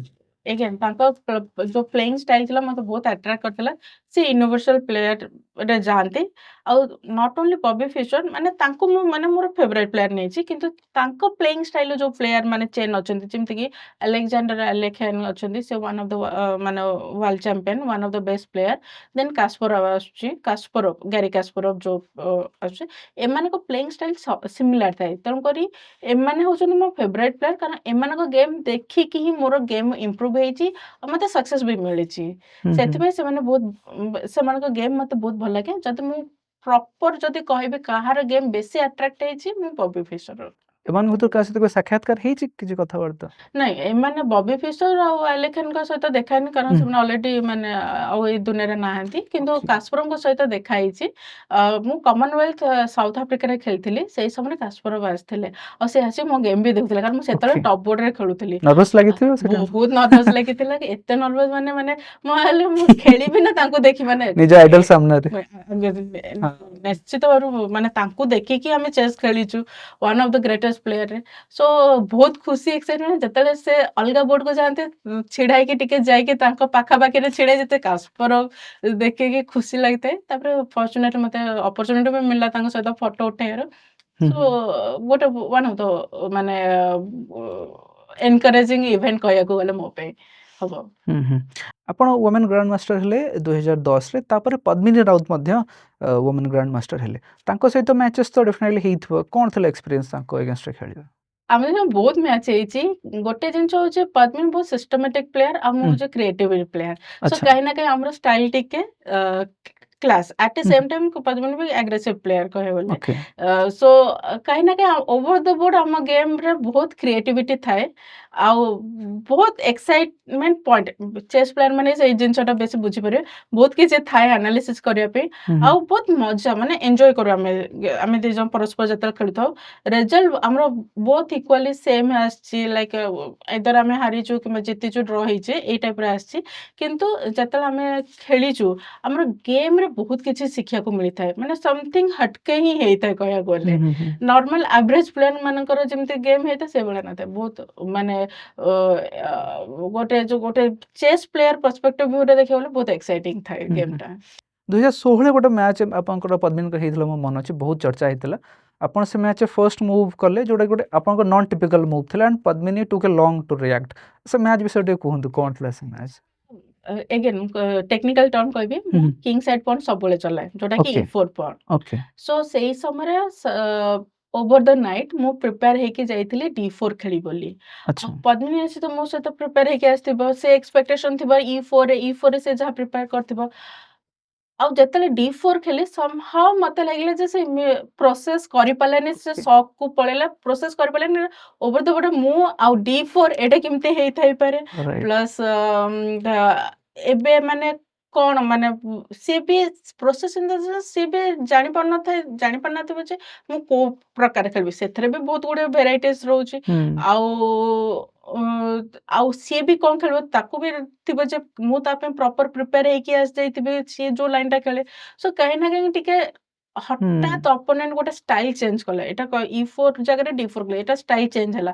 ଆଉ ମୋ ସାମ୍ନା ଅପୋନେଣ୍ଟ ପ୍ରିପେୟାର ନାହିଁ ସେଇ ଜିନିଷଟାକୁ, ଡେଫିନେଟ ଗୋଟେ ଗୋଟେ ସକ୍ ଲାଗିବ। ସେଇ ପ୍ରୋସେସ ହବା ପାଇଁ ହିଁ ତାକୁ ଟିକେ ଟାଇମ ଲାଗିଥିଲା। କିନ୍ତୁ ଗେମ୍ ବହୁତ ବଢିଆ ହେଇଥିଲା। ଫର୍ଚୁନେଟଲି ମୁଁ ବହୁତ ଭଲ ପୋଜିସନ ପାଇଥିଲି, ୱିନିଂ ଷ୍ଟେଜରେ ଆସିଥିଲା ପୋଜିସନଟା।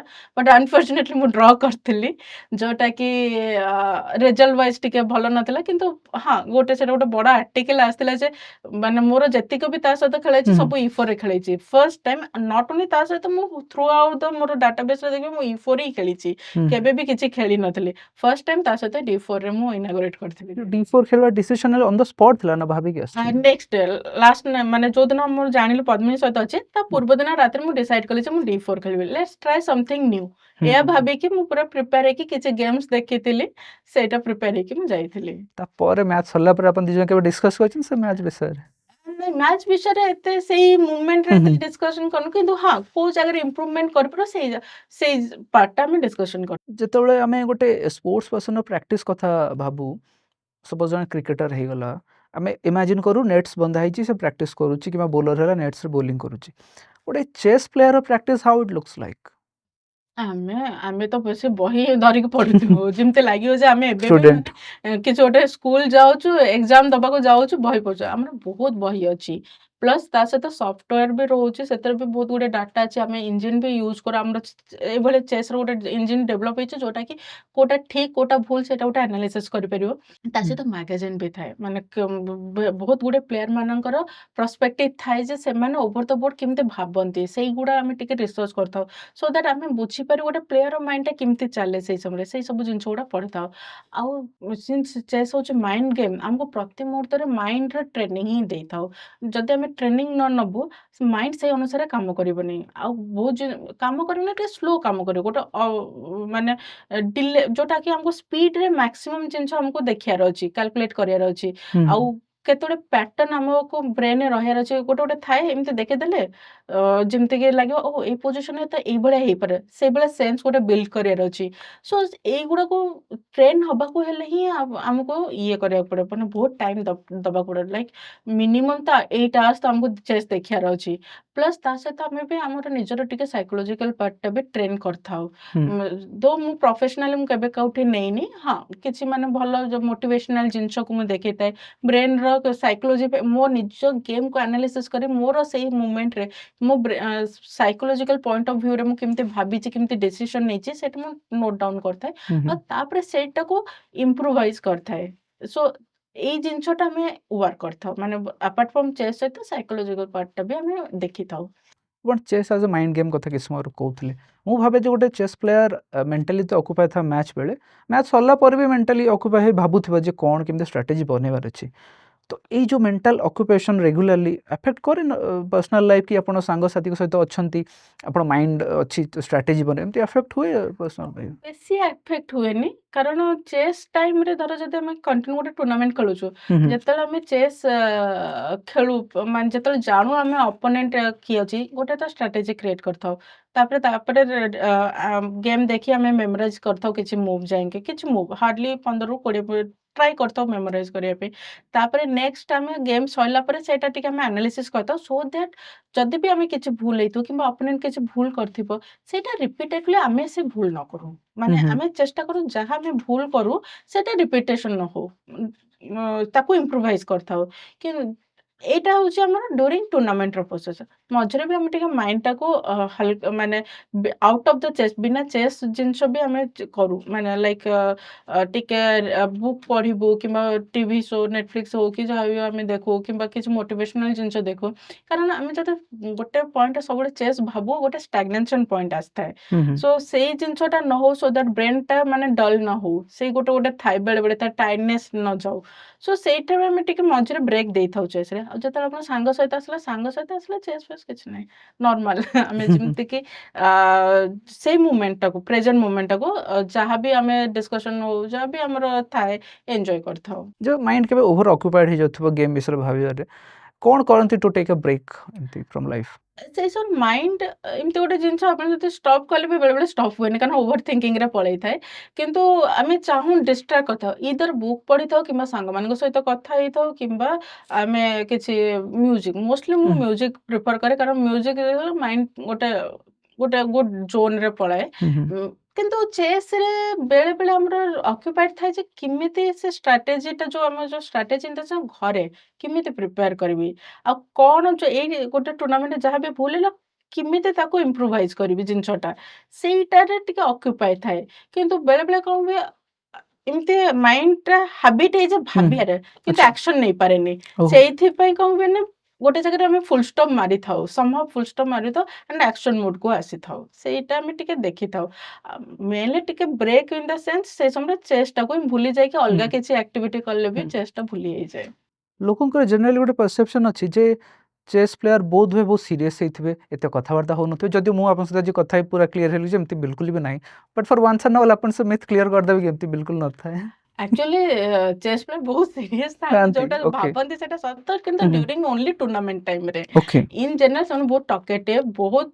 माने फन लविंग आउ मैक्सिमम चेस प्लेयर बहुत टैलेंटेड अछन केते जण तो बहुत बढ़िया मिमिक करंती अन्य मानकर अच्छा आउ बहुत कॉमेडियंस भी थांती सो कहे बोले मल्टी टैलेंटेड थांती किंतु जतले गेम आस्ते सेतले सीरियस सीरियस हो हो जाते जाते और से भी मते लागे जे गोटे अलगा जोने रही था खेल विषय मोस्ट ऑफ द टाइम भावती लोक भावती जे मैंने सीरियस किंतु इन जनरल सेमती न थांती आमे से नॉर्मल ह्यूमन पर बिहेव करथाउ खाली प्रोफेशनल जब कंपटीशन आसे सही समय टिके अलगा हेथाउ 2023 मसीहार कथा आप चेस करियर गोटे नुआ फेज स्टार्ट है आप कोच हेले इंडियन वोमेन्स टीम रो ये transition from a player to a coach ये केमिति थिला आपण केमिति अडॉप्ट कले ନାଇଁ ମୁଁ ଆକ୍ଚୁଆଲି ଆଗରୁ ବେଳେବେଳେ ମୁଁ କୋଚିଂ ଦେଇଛି ହୁଁ ହୁଁ କିନ୍ତୁ ଏମିତି କେବେ ନ୍ୟାସନାଲ ଲେଭେଲର କୋଚ୍ ହେଇନଥିଲି ହୁଁ ହୁଁ ଆଉ ନିଶ୍ଚିତ ଭାବରେ ଯେତେବେଳେ ଅପରଚ୍ୟୁନିଟି ମିଳିଲା ଡେଫିନେଟଲି ମୁଁ ନେବାକୁ ଚାହୁଁଥିଲି କାରଣ ସେ ୟଙ୍ଗ ପ୍ଲେୟାର ମାନେ ଖେଳୁଥିଲେ ମାନେ ସେଇ ଟୁର୍ଣ୍ଣାମେଣ୍ଟରେ ଏସିଆନରେ ପାର୍ଟିସିପେଟ୍ କରୁଥିଲେ କୋड होतला टूर्नामेंट ଏଇ ଟୁର୍ଣ୍ଣାମେଣ୍ଟ କାଜାକିସ୍ତାନରେ ହଉଥିଲା ओके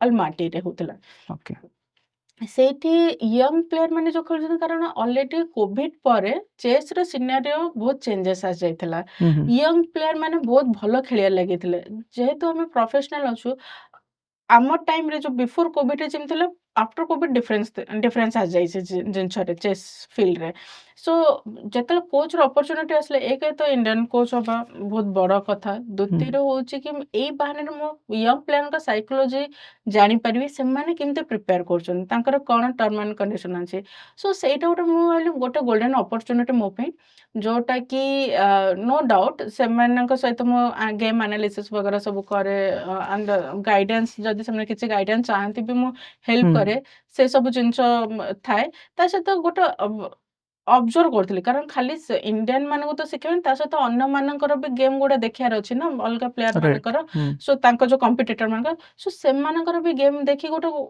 ଆଇଡିଆ ମୁଁ ନଉଥିଲି ଯେ କୋଉ ଭଳିଆ ଏବେକାର ପ୍ଲେୟାର ମାନେ ପ୍ରିପେୟାର କରୁଛନ୍ତି ସୋ ସେଇ ଅନୁସାରେ ସେମାନଙ୍କୁ ବି ଗାଇଡ୍ କରୁଥାଏ ତା ସହିତ ଗୋଟେ ହେଲ୍ପ ହଉଥିଲା ମତେ ବି ଗୋଟେ ଗାଇଡାନ୍ସ ଆସୁଥିଲା ମୁଁ ଯେତେବେଳେ ସେମାନଙ୍କ ସହିତ ଖେଳିବି ମୁଁ କେମିତି ସେମାନଙ୍କୁ ଡିଲ୍ କରିବି ସୋ ଡେଫିନେଟଲି ଗୋଟେ ଗୋଲ୍ଡେନ ଅପରଚ୍ୟୁନିଟି ମାନେ ଏଇଭଳିଆ ଥିଲା ଯେ ଯୋଉଟା କି ମୁଁ ପ୍ଲେୟାର ମାନଙ୍କର ବେନିଫିଟ ସହିତ ମୋ ନିଜର ବେନିଫିଟଟା ବି ମୁଁ ଦେଖିଥିଲି अच्छा से टीम गोटे गोल्ड मेडल एंड सिल्वर भी जीती तो आप एज ए प्लेयर बहुत मेडल जीति बहुत ट्रॉफी जीति एज ए कोच गोटे टीम को जितेले से फीलिंग केमती डिफरेंट था କାରଣ ବହୁତ ଖୁସି ଲାଗିବ କାରଣ ଆଜ ଏ କୋଚ୍ ହେଇକି ତମେ ଯଦି ଯାଇକି ଗୋଟେ ପ୍ଲେୟାର ମାନେ ମେଡାଲ ଜିତୁଛନ୍ତି ଆଉ ଫିମେଲ ତ ସମସ୍ତେ ମାନେ ମେଡାଲ ଦିଟା ଆସିଲା ଆଉ ସମସ୍ତେ ପ୍ରାଇଜରେ ରହିଲେ सो कहीं न कहीं ମାନେ ଆଜ୍ ଏ ଲକି କୋଚ୍ ପରି ମତେ ଭାଇବ୍ ମିଳିଥିଲା।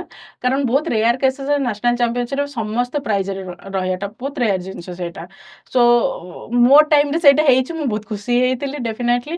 ଆଉ ଗୋଟେ ମୋଟିଭେସନ ବି ମିଳିଥିଲା କି ଓକେ ମୁଁ ଯେତେବେଳେ ଖେଳିବାକୁ ଯିବି ସେତେବେଳେ ନିଶ୍ଚିତ ମୁଁ ବି ପାରିବି। ଆଉ ମୋର ପର୍ସନାଲ ଆଜ୍ ଏ ବିଙ୍ଗ ଏ ପ୍ଲେୟାର ଏବେ ବି ମୁଁ ପ୍ଲେୟାରରେ ଅଛି। ସୋ ଯୋଉଟାକି ମତେ ଗୋଟେ ଏନହାନ୍ସ କଲା କି ମୁଁ କେମିତି ନିଜକୁ ଟ୍ରେନ୍ କରିବି। ହୁଁ, କାରଣ ହୁଁ। ସେଇ ଟ୍ରେନିଂଟା ମତେ ବି ଏଇଠି ବେନିଫିଟ୍ ଦବ। କାରଣ ମୁଁ ଅନ୍ୟମାନଙ୍କୁ ଟ୍ରେନ୍ କରୁଛି ମାନେ କାହିଁ ନା କାହିଁ ସେଇ ଯୋଉ ଭଳିଆ ହୁଁ, ହୁଁ। ଟ୍ରେନିଂଟା ମୁଁ ଦେଇଛି ସେଇ ଜିନିଷଟା ମୁଁ ମୋ ଉପରେ ବି ଇମ୍ପ୍ଲିମେଣ୍ଟ କରିପାରିବି। So right. ଏଇ ଜିନିଷଟା ଗୋଟେ ବେନିଫିଟ୍ ହେଲା ମାନେ ମୁଁ କହିବାକୁ ଗଲେ ଚାରିଆଡୁ ମତେ ବେନିଫିଟ୍ ମିଳିଥିଲା ସେଇ ଇଭେଣ୍ଟରେ। ମୁଁ ପଡକାଷ୍ଟର ଷ୍ଟାର୍ଟିଂରେ ଗୋଟେ କଥା କହୁଥିଲି ଯେ ଭୁବନେଶ୍ୱରରେ ଆମର ଷ୍ଟେଟ୍ ଚେସ୍ ଏକାଡେମୀ ଅଛି, ସେଠି ଟ୍ରେନିଂ ଦିଆଯାଏ, ମେନ୍ ଟ୍ରେନିଂ ହବ୍। ଜାଣିବାକୁ ଚାହିଁବି କୋଉ ୱେରେ ସେଠି ଟ୍ରେନିଂ ଦିଆଯାଏ, କେମିତି ପ୍ଲେୟର୍ସମାନଙ୍କୁ ଗ୍ରୁମ୍ କରାଯାଏ ସେଠି? ଓଡ଼ିଶାରେ ବହୁତ ଗୁଡାଏ ଏକାଡେମୀ ଅଛି କିନ୍ତୁ ଆଇ ଥିଙ୍କ 2023ରେ ବୋଧେ ଆମର ଗଭର୍ଣ୍ଣମେଣ୍ଟ ଇନିସିଏଟ୍ କରିଥିଲା ଗୋଟେ ହୁଁ, ହୁଁ। ଚେସ୍ ଏକାଡେମୀ ଯୋଉଟାକି ପ୍ରୋଚେଷ୍ଟା।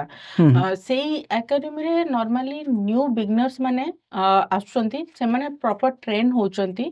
ଆଟ୍ ଏ ସେମ୍ ଟାଇମ୍ ମଝିରେ ମଝିରେ କୋଚିଂ କ୍ୟାମ୍ପ ହଉଥାଏ, ସମର କ୍ୟାମ୍ପ ଭଲ ଗ୍ରାଣ୍ଡ ମାଷ୍ଟର ମାନଙ୍କୁ ନେଇକି ଆଣିକି ସେମାନେ ଯୋଉ ଓଡ଼ିଶାର ଯୋଉ ଅପକମିଂ ଭଲ ପ୍ଲେୟାର ଅଛନ୍ତି ସେମାନେ ବି ସେଥିରେ ଟ୍ରେନ୍ ହଉଛନ୍ତି। ଯୋଉଟା କି ଗୋଟେ ଭଲ ଅପରଚ୍ୟୁନିଟି ଗଭର୍ଣ୍ଣମେଣ୍ଟ ଯୋଉଟା ଏଇଟା ଇନିସିଏଟ୍ ନେଇଛନ୍ତି ଦରକାର ବି। କାରଣ ହୁଁ, ହୁଁ। ସବୁବେଳେ ଗୋଟେ ପ୍ଲେୟାର ଧର ସବୁ ଜିନିଷ ଭଲ ଆବେ ନିଜ ଏରିଆରେ ଆଭେଲେବଲ୍ ନଥାଏ। ହୁଁ, ହୁଁ। ଆଉ ଯେଇଟା ଗୋଟେ ସେଇ ଏରିଆରେ ଯେତେ ସବୁ ପ୍ଲେୟାର ଅଛନ୍ତି ମାନେ ପିଲାମାନେ ଅଛନ୍ତି ଯୋଉମାନେ ଚାହିଁବେ ସେମାନେ ଆରାମସେ ଗୋଟେ ଅଣ୍ଡର ଦ ଗଭର୍ଣ୍ଣମେଣ୍ଟରେ ସେଟା ଟ୍ରେନିଂ ହଉଛି। ତ ସେଟା ଏଟା ଗୋଟେ ପ୍ଲେୟାର ମାନେ ଯୋଉ ପ୍ୟାରେଣ୍ଟସ୍‌ଙ୍କ ପାଇଁ ଫାଇନାନ୍ସିଆଲ ବର୍ଡନରୁ ହଟଉଛି। କାରଣ କମ୍ ହେଇଯାଉଛି। କାରଣ ସେଠି ପ୍ରାଇସ୍ ରେଞ୍ଜ ବହୁତ କମ୍। ହୁଁ, ହୁଁ। ଯୋଉଟା କି ଆମେ ଯଦି ସେଇଟା ପ୍ରାଇଭେଟ ସେକ୍ଟରକୁ ପଳେଇବା ଚେସ୍‌ର ବହୁତ କଷ୍ଟଲି ହେଇଯିବ। କାରଣ ଇନିସିଆଲ ଷ୍ଟେଜରେ ଏଠି ମାନେ ଦରକାର ନାହିଁ ଏତେଟା ଇନଭେଷ୍ଟ କରିବା ମନି। କାରଣ ଯଦି ଗୋଟେ ଭଲ ଷ୍ଟ୍ରଙ୍ଗ ପ୍ଲେୟାର କିମ୍ବା କୋଚ୍ ଯଦି ଆପଣଙ୍କୁ ଟ୍ରେନ୍ କରଉଛି ଯୋଉ ଆଉ ଡେପ୍ଥ ବେସିକ୍ ଜିନିଷ କ୍ଲିୟର କରଉଛି, ସେଇଟା ବହୁତ ଗୋଟେ ଷ୍ଟୁଡେଣ୍ଟ ପାଇଁ ଗୋଟେ ହେଲ୍ପଫୁଲ୍ ହବ। ଆଉ ଆଇ ଥିଙ୍କ ଗଭର୍ଣ୍ଣମେଣ୍ଟ ୟା ଉପରେ ଆଉ ଟିକେ ଫୋକସ୍ କରିକି ଯଦି ମ୍ୟାନେଜ କରିପାରିବ ସବୁ ଡିଷ୍ଟ୍ରିକ୍ଟରେ ବି ଗୋଟେ ଏକାଡେମୀ ବନେଇବ, ହୁଁ, ହୁଁ। ଓଡ଼ିଶାରୁ ବହୁତ ଭଲ ପ୍ଲେୟାର ବାହାରିବେ। ନଟ୍ ଓନ୍ଲି ଭଲ ପ୍ଲେୟାର, ଚେସ୍ ଗୋଟେ ଏମିତି ଗୋଟେ ଜିନିଷ ଆପଣଙ୍କୁ ଗୋଟେ ଅ ବହୁତ ଜଲ୍ଦି ଏଜରେ ମ୍ୟାଚୁର କରାଇଥାଏ। ତା ସହିତ ଆପଣ ଗୋଟେ ଜାଣିପାରିବେ କୋଉଟା ଠିକ୍ କୋଉଟା ଭୁଲ। ହୁଁ, ଆଉ ହୁଁ। ସୋସାଇଟିକୁ ଗୋଟେ ଭଲ ହ୍ୟୁମାନ ବିଙ୍ଗ ଗୋଟେ ଆପଣ ଦେଇପାରିବେ। ପ୍ଲସ୍ ସେମାନେ ତାଙ୍କ ପର୍ସନାଲ କ୍ୟାରିୟରରେ ସେମାନେ ବହୁତ ହେଲ୍ପ କରିବେ। ଆପଣ ଗ୍ରାଣ୍ଡ ମାଷ୍ଟର ଯେବେ ହେଲେ, ୱୋମେନ୍ ଗ୍ରାଣ୍ଡ ମାଷ୍ଟର, ତାପରେ ପଦ୍ମିନୀ ହେଲେ, ଆମେ ମାର୍କ କରୁଛୁ ଗୋଟେ ଲମ୍ବା ଗ୍ୟାପ୍ ଆସିଗଲାଣି କି ଆଉ କେହି ଓଡ଼ିଶାରୁ ୱୋମେନ୍ ଗ୍ରାଣ୍ଡ ମାଷ୍ଟର ହେଇନାହାନ୍ତି। ଆପଣଙ୍କୁ ଲାଗୁଛି ସ୍ପୋର୍ଟସ ଆଡମିନିଷ୍ଟ୍ରେସନ ଲେଭେଲରେ କ'ଣ ଏମିତି ଚେଞ୍ଜେସ୍ ଆସିପାରେ ଯେ ଆମେ ଆହୁରି ମୋର୍ ସକ୍ସେସଫୁଲ୍ ପ୍ଲେୟାର ପ୍ରଡ୍ୟୁସ୍ କରିପାରିବା ଏ ଫିଲ୍ଡରେ? ଏବେ ଯୋଉ ହେଇଗଲାଣି ଚେସ୍ ଓଡ଼ିଶାରେ ମୁଁ ଓଡ଼ିଶା କଥା କହୁଛି, ଯୋଉ ଟୁର୍ଣ୍ଣାମେଣ୍ଟ ହଉଛି ହୁଁ, ହୁଁ। କିନ୍ତୁ ବେଳେବେଳେ କମର୍ସିଆଲାଇଜ୍ ଅଛି। ଏମିତି କିଛି କ୍ଲୋଜ୍ ଇଭେଣ୍ଟ ହଅନ୍ତା କିମ୍ବା ପିଲାମାନଙ୍କ ଫର୍ ଏକ୍ସାମ୍ପଲ୍ ସବ୍ ଜୁନିୟର ମାନଙ୍କର କିଛି ଗୋଟେ କ୍ଲୋଜ୍ ଇଭେଣ୍ଟ କରନ୍ତେ କିମ୍ବା ବାଇ ସେଇଂ କ୍ଲୋଜ୍ ଇଭେଣ୍ଟ ଆପଣ କ'ଣ ମିନ୍ କରନ୍ତି ଏକ୍ଜାକ୍ଟଲି, ମାନେ କୋଉ ଫର୍ମାଟଟା ସେଇଟା? କ୍ଲୋଜ୍ ଇଭେଣ୍ଟ ଗୋଟେ ରାଉଣ୍ଡ ରବିନ୍ ଇଭେଣ୍ଟ ଅଛି। ଆଚ୍ଛା, ଓକେ। ଯେମିତିକି ଆପଣ ଷ୍ଟ୍ରଙ୍ଗ ପ୍ଲେୟାର ମାନଙ୍କୁ ମାନେ କହିବାକୁ ଗଲେ ଜିଏମ୍ ଟାଇଟଲ୍ ପ୍ଲେୟାର ଫର୍ ଗୋଟେ ଓମେନ୍ ଟୁର୍ଣ୍ଣାମେଣ୍ଟ ହଉଛି, କ୍ଲୋଜ୍ ଇଭେଣ୍ଟ ହଉଛି। ଟାଇଟଲ୍ ପ୍ଲେୟାର ମାନଙ୍କୁ ଆଣିଲେ ହୁଁ, ଆଉ ସେ ଏଇଭଳିଆ ସେ ଇଭେଣ୍ଟଟା ରହିଥିବ ଯେମିତିକି WGM ହଉ IM ଖେଳୁଥିବେ କିନ୍ତୁ ସେମାନଙ୍କ GM ଟାଇଟଲ୍ ହଉ, WGM ଟାଇଟଲ୍ ହଉ ଓମେନ୍ ଇଣ୍ଟରନ୍ୟାସନାଲ ମାଷ୍ଟର ଟାଇଟଲ୍ ହଉ ସେମାନଙ୍କୁ ଆଚିଭ୍ କରିବା ଇଜି ହେବ। ଆଉ ଯେହେତୁ ହୁଁ, ହୁଁ, ରାଉଣ୍ଡ ହୁଁ, ରବିନ୍ ହବ ଆପଣ ଆଡଭାନ୍ସରୁ ଜାଣି ଯାଇଥିବେ ଯେ ପ୍ଲେୟାର ମାନେ ସବୁ କୋଉମାନେ ଖେଳୁଛନ୍ତି, କ'ଣ ଖେଳୁଛନ୍ତି ଆଉ ସେମାନଙ୍କ ଏଗେନ୍ଷ୍ଟ ପ୍ରିପାରେସନ କରିବାକୁ ଟିକେ ଇଜି ହେଇଯାଏ। ହୁଁ, ହୁଁ, ମାନେ କହିବାକୁ ଗଲେ ବେସିକାଲି ଟାଇଟଲ୍ ଟୁର୍ଣ୍ଣାମେଣ୍ଟ ଯୋଉଟା କି ଆପଣଙ୍କୁ ନର୍ମ କରିବା ପାଇଁ ଇଜି ହଉଥିବ। ସେଇଟା ଯଦି କରନ୍ତେ ବହୁତ ଭଲ ହୁଅନ୍ତା। ହୁଁ, ହୁଁ। ଆଉ ଧର ବି ଗୋଟେ ଭଲ ଟୁର୍ଣ୍ଣାମେଣ୍ଟ ଇଣ୍ଟରନ୍ୟାସନାଲ ଟୁର୍ଣ୍ଣାମେଣ୍ଟ କରୁଛନ୍ତି, ତାର ଗୋଟେ କ୍ରାଇଟେରିଆ ରଖିବା କଥା। Not for all in the sense only upcoming strong player ମାନେ ଯଦି ଗୋଟେ ରେଟିଂ କଟଅଫ୍ ରହିବା କଥା, ପ୍ଲସ୍ ଅପକମିଂ ଷ୍ଟ୍ରଙ୍ଗ ଓଡ଼ିଶାର ଯୋଉ ଅପକମିଂ ଷ୍ଟ୍ରଙ୍ଗ ସେମାନଙ୍କୁ ମ୍ୟାକ୍ସିମମ୍ ଅପରଚ୍ୟୁନିଟି ଦବା କଥା। ହୁଁ, ସେଇ ହୁଁ। ଜିନିଷଟା ଗୋଟେ କରିବାର ଅଛି, କଲେ ଭଲ ହୁଅନ୍ତା। ଆଉ ଯେହେତୁ ଏ ଯୋଉ ଗ୍ୟାପଟା ରହିଛି, ମଝିରେ ବହୁତ ଭଲ ଚେସ୍ ପ୍ଲେୟାର ଥିଲେ ଫିମେଲ ମାନଙ୍କ ବେଳେ, ବଟ୍ ସମହାଉ ସେମାନେ କଣ୍ଟିନ୍ୟୁ କଲେନି।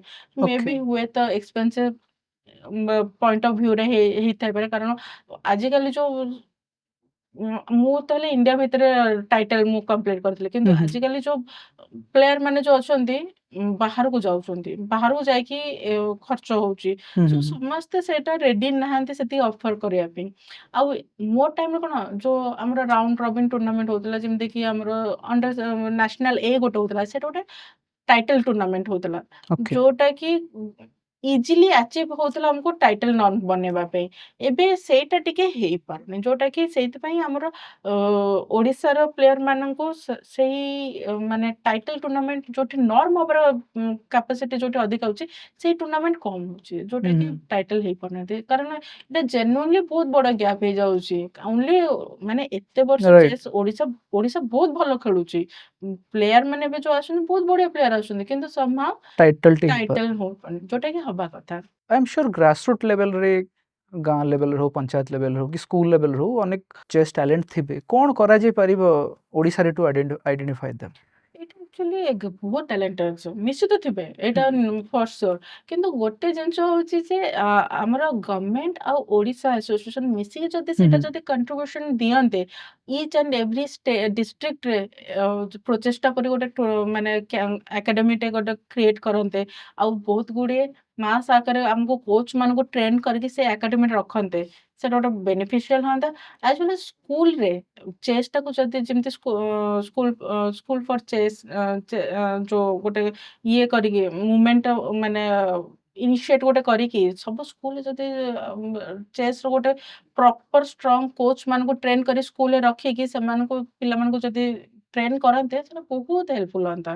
ଆଉ ମାନେ ନୋ ଡାଉଟ ଇଣ୍ଡିଆ ଓଡ଼ିଶା ରେ ଟ୍ୟାଲେଣ୍ଟର କମି ନାହିଁ, କିନ୍ତୁ ଇସ୍ୟୁ ହଉଛି ପ୍ରପର ଗାଇଡାନ୍ସ ଆଉ ଅପରଚୁନିଟିର ଟିକେ ଅଭାବ ରହିଯାଉଛି, ସେଇ ଜିନିଷଟା ସେଇଟା ଯଦି ଫୁଲଫିଲ୍ ହେଇଯାଆନ୍ତା ବହୁତ ବଢିଆ କରନ୍ତା ଚେସ୍ ରେ ଆମର। गोटे प्लेयर पई जो भी फील्ड रो प्लेयर हो जॉब सिक्योरिटी बहुत मैटर करे बहुत गुडे खेल रे तांको respective state government job provide करंती आमो स्टेट से सिनेरियो कोन फॉर चेस प्लेयर्स कोन तांको जॉब प्रोवाइड करा जाय फॉर सिक्योरिटी और हाउ इज इट। ଚେସ୍ ମୁଁ କହିବି ଆଥଲେଟିକ୍ ମାନଙ୍କର ବେଶୀ ଅପରଚୁନିଟି ଅଛି ଜବରେ, ଚେସ୍ ରେ ଏତେଟା ନାହିଁ କହିବାକୁ ଗଲେ, କିନ୍ତୁ ମୁଁ ଆଶା କରୁଛି ନିୟର ଫ୍ୟୁଚରରେ ଚେସ୍ ରେ ନିଶ୍ଚିତ ହବ। ଓଡ଼ିଶା ଗଭର୍ଣମେଣ୍ଟ ଇନିସିଏଟ କରୁଛି, କିନ୍ତୁ ତା ସହିତ ଖାଲି ଓଡ଼ିଶା ଗଭର୍ଣମେଣ୍ଟ ନୁହେଁ, ଯଦି ଆମର ଯୋଉ ପିଏସୟୁ କିମ୍ବା ଇଣ୍ଡିଆ ଗଭର୍ଣମେଣ୍ଟ ଯଦି ସେଟା ଇନିସିଏଟ କରନ୍ତା ଆହୁରି ଭଲ ହୁଅନ୍ତା। ओके ଖାଲି ଜବ୍ ଗୋଟେ ପ୍ଲେୟାର ପାଇଁ ଜବ୍ ନିହାତି ଦରକାର, କାରଣ it's a very expensive game chess. ମୁଁ राइट ଚେସ୍ ଫିଲ୍ଡରେ ଅଛି, ଆଉ କାହିଁ ନା କାହିଁ ଯଦି ସେ ଯଦି ଏଇଭଳିଆ ଗୋଟେ ସେଟଅପ୍ ବନାନ୍ତା, ସବୁ ପିଏସୟୁ ହଉ ୟା ଷ୍ଟେଟ୍ ଲେଭଲର ଯୋଉ ଗଭର୍ଣମେଣ୍ଟର ଯୋଉ ଜବ୍ ହଉ, ସେ ଯଦି ଟିମ୍ ଯଦି ବିଲ୍ଡ ଫର୍ମେସନ କରନ୍ତେ, ସେ ପ୍ଲେୟାର ମାନଙ୍କୁ ପ୍ରପର ଅପରଚୁନିଟି ଦିଅନ୍ତେ, ଆହୁରି ପ୍ଲେୟାର ମାନେ ବହୁତ ଆଗକୁ ବଢନ୍ତେ। ଆଉ ନା ମାନେ ଆହୁରି କିଛି ନହେଲେ ତ ପ୍ଲେୟାର ମାନେ ଚେସ୍ କୁ ୱେଦର ସେମାନେ ଜବ୍ ରେ ଯାଆନ୍ତୁ ନ ଯାଆନ୍ତୁ, ବଟ୍ ସେମାନେ ଇଣ୍ଟରେଷ୍ଟ ତ ନେବେ ଚେସ୍ ରେ। ହଁ, ଏଠି ଗୋଟେ ଚେସ୍ ମାନେ ସ୍ପୋର୍ଟସ ରେ ଜବ୍ ର ଅପରଚୁନିଟି ବି ଅଛି, ସେଇଟା ଗୋଟେ ଆୱାରନେସ୍ ବି ଗୋଟେ ବିଲ୍ଡ ହୁଅନ୍ତା। पण किछ समय स्पॉन्सरशिप रो कथा कहउतले आपण जो टाइम रे खेलबा स्टार्ट कले से समय जमती आपण कहउतले कि स्पॉन्सरशिप अरेंज करबा टिके कष्ट होतला से समय जो सिनेरियो थिला स्पॉन्सरशिप रो एबे इंप्रूव हेलानी ना चेस प्लेयर माने सेति की भी स्ट्रगल करूचन टू अरेंज स्पॉन्सरशिप। ନାଇଁ ଏବେ କହିବାକୁ ଗଲେ ଇମ୍ପ୍ରୁଭ୍ ହେଲାଣି, କାରଣ ଏବେ ଆପଣ ଦେଖନ୍ତୁ ବହୁତ ଗୁଡେ କମ୍ପାନୀ ବି ଆସିଗଲେଣି। କିନ୍ତୁ ଗୋଟେ ଜିନିଷ ଅଛି, ଆମର ଓଡ଼ିଶା ଗଭର୍ଣମେଣ୍ଟକୁ ବି ଧନ୍ୟବାଦ ଦେବି। ସିଏ ଏବେ ଗୋଟେ ଇନିସିଏଟ ଏବେ ହେଲାଣି, ବହୁତ ଦିନ ହେଲାଣି, ଯୋଉ ସବୁ ଫରେନ୍ ଯାଉଛନ୍ତି ସେମାନଙ୍କୁ ମାନେ ଗୋଟେ ଫାଇନାନ୍ସିଆଲ ଆସିଷ୍ଟାନ୍ସ ଦଉଛନ୍ତି। କିନ୍ତୁ ସେଇଟା ସମସ୍ତଙ୍କ ପାଇଁ ଯଦି ଓପନ ହୁଅନ୍ତା, ନଟ୍ ଫର୍ ଅଲ୍, ବଟ୍ ସେଟା ଟିକେ ଯୋଉମାନେ ଟ୍ୟାଲେଣ୍ଟେଡ ଅଛନ୍ତି ସମସ୍ତଙ୍କ ପାଇଁ ଯଦି ସେଟା ଇନିସିଏଟ ନିଅନ୍ତେ, ଦିଅନ୍ତେ ସେଇ ପଇସା ଗୁଡା, ବହୁତ ଆସନ୍ତେ ଆହୁରି। ସେଇଟା ଗୋଟେ ମାନେ କି ଫ୍ୟାକ୍ଟର ରହୁଛି, ଗୋଟେ ସ୍ପୋର୍ଟସ ପର୍ସନ ମାନେ ତାକୁ ବହୁତ, ଆପଣ ଦେଖନ୍ତୁ କ୍ରିକେଟରେ କେତେ ମାନେ ସ୍ପନ୍ସର ରହୁଛି, ହକିରେ ବି ରହୁଛି, କିନ୍ତୁ ସେଇ ଅନୁସାରେ ଦେଖିବାକୁ ଗଲେ ଚେସ୍ ରେ ଟିକେ କମି ଯାଉଛି। କିନ୍ତୁ ସେଇଟା ଟିକେ ଆଉ ଟିକେ ମାଇଲେଜ ସମସ୍ତଙ୍କୁ ଯଦି ସେଇଟା ମିଳନ୍ତା, ସେଇଟା ଆଉ ଟିକେ ଭଲ ହୁଅନ୍ତା। ओडिसा रे चेस रो प्रतिभार अभाव नै हम समस्त को जणा मते कोड ना कोड लागे जे चेस और किंतु पॉपुलर हे परिबो जेमति ओडिसा दीटा back to back hockey world cup host कला आपन को लागे सेही भली किछ गोटे वर्ल्ड चैंपियनशिप और हॉकी जेमति वर्ल्ड कप हैला जेमति चेस वर्ल्ड कप आमे होस्ट करि परिलु तो पॉपुलैरिटी जल्दी बढ़िबो ओवरनाइट। ନିଶ୍ଚିତ ଭାବରେ ବଢିବା। ଆଉ ମୁଁ ଏତିକି କହିବି ଯେ ଆମେ ବହୁତ ଭଲ ହୋଷ୍ଟ ହେଇପାରିବୁ, ଓଡ଼ିଶା ଯଦି ହୋଷ୍ଟ କରିବ ଚେସ୍ ର। ଆଉ ଚେସ୍ ର ଆଇ ଥିଙ୍କ ଏଇ ଜିନିଷଟା ଇନିସିଏଟ ବି ନବା ଦରକାର, ଆମ ଯୋଉ ଆସୋସିଏସନ ହଉ ଗଭର୍ଣମେଣ୍ଟ ବି ହଉ, ଯଦି ଏଇଟା ନିଅନ୍ତେ ଚେସ୍ ରେ ଆହୁରି ओडिशा प्लेयर ମାନଙ୍କ ପାଇଁ ଗୋଟେ ମୋଟିଭେସନାଲ ୱେରେ ଯାଆନ୍ତା କି ହୁଁ ଆଉ ସେମାନେ ଯଦି ଏନଭାयରନମେଣ୍ଟ ଦେଖିବେ ତାଙ୍କୁ ବି ଭଲ ଲାଗିବ ଦେଖିବା ପାଇଁ ଲାଇଭ ଟେଲିକାଷ୍ଟ ଏଗୁଡା ସବୁ ଦେଖିବେ ଯଦି ନିଜ ଆଖିରେ ସେ ବହୁତ ଭଲ ହୁଅନ୍ତା ତା ସହିତ ଓଡିଶା ମାନଚିତ୍ରରେ ବି ଗୋଟେ ଚେସ୍ ଗୋଟେ one of the hub place ହେଇଯାଆନ୍ତା ରାଇଟ୍ ଆଇ ଥିଙ୍କ ଗଭର୍ଣ୍ଣମେଣ୍ଟ ଏଇଟା ଇନିସିଏଟ ନେଲେ ବହୁତ ଭଲ ହୁଅନ୍ତା।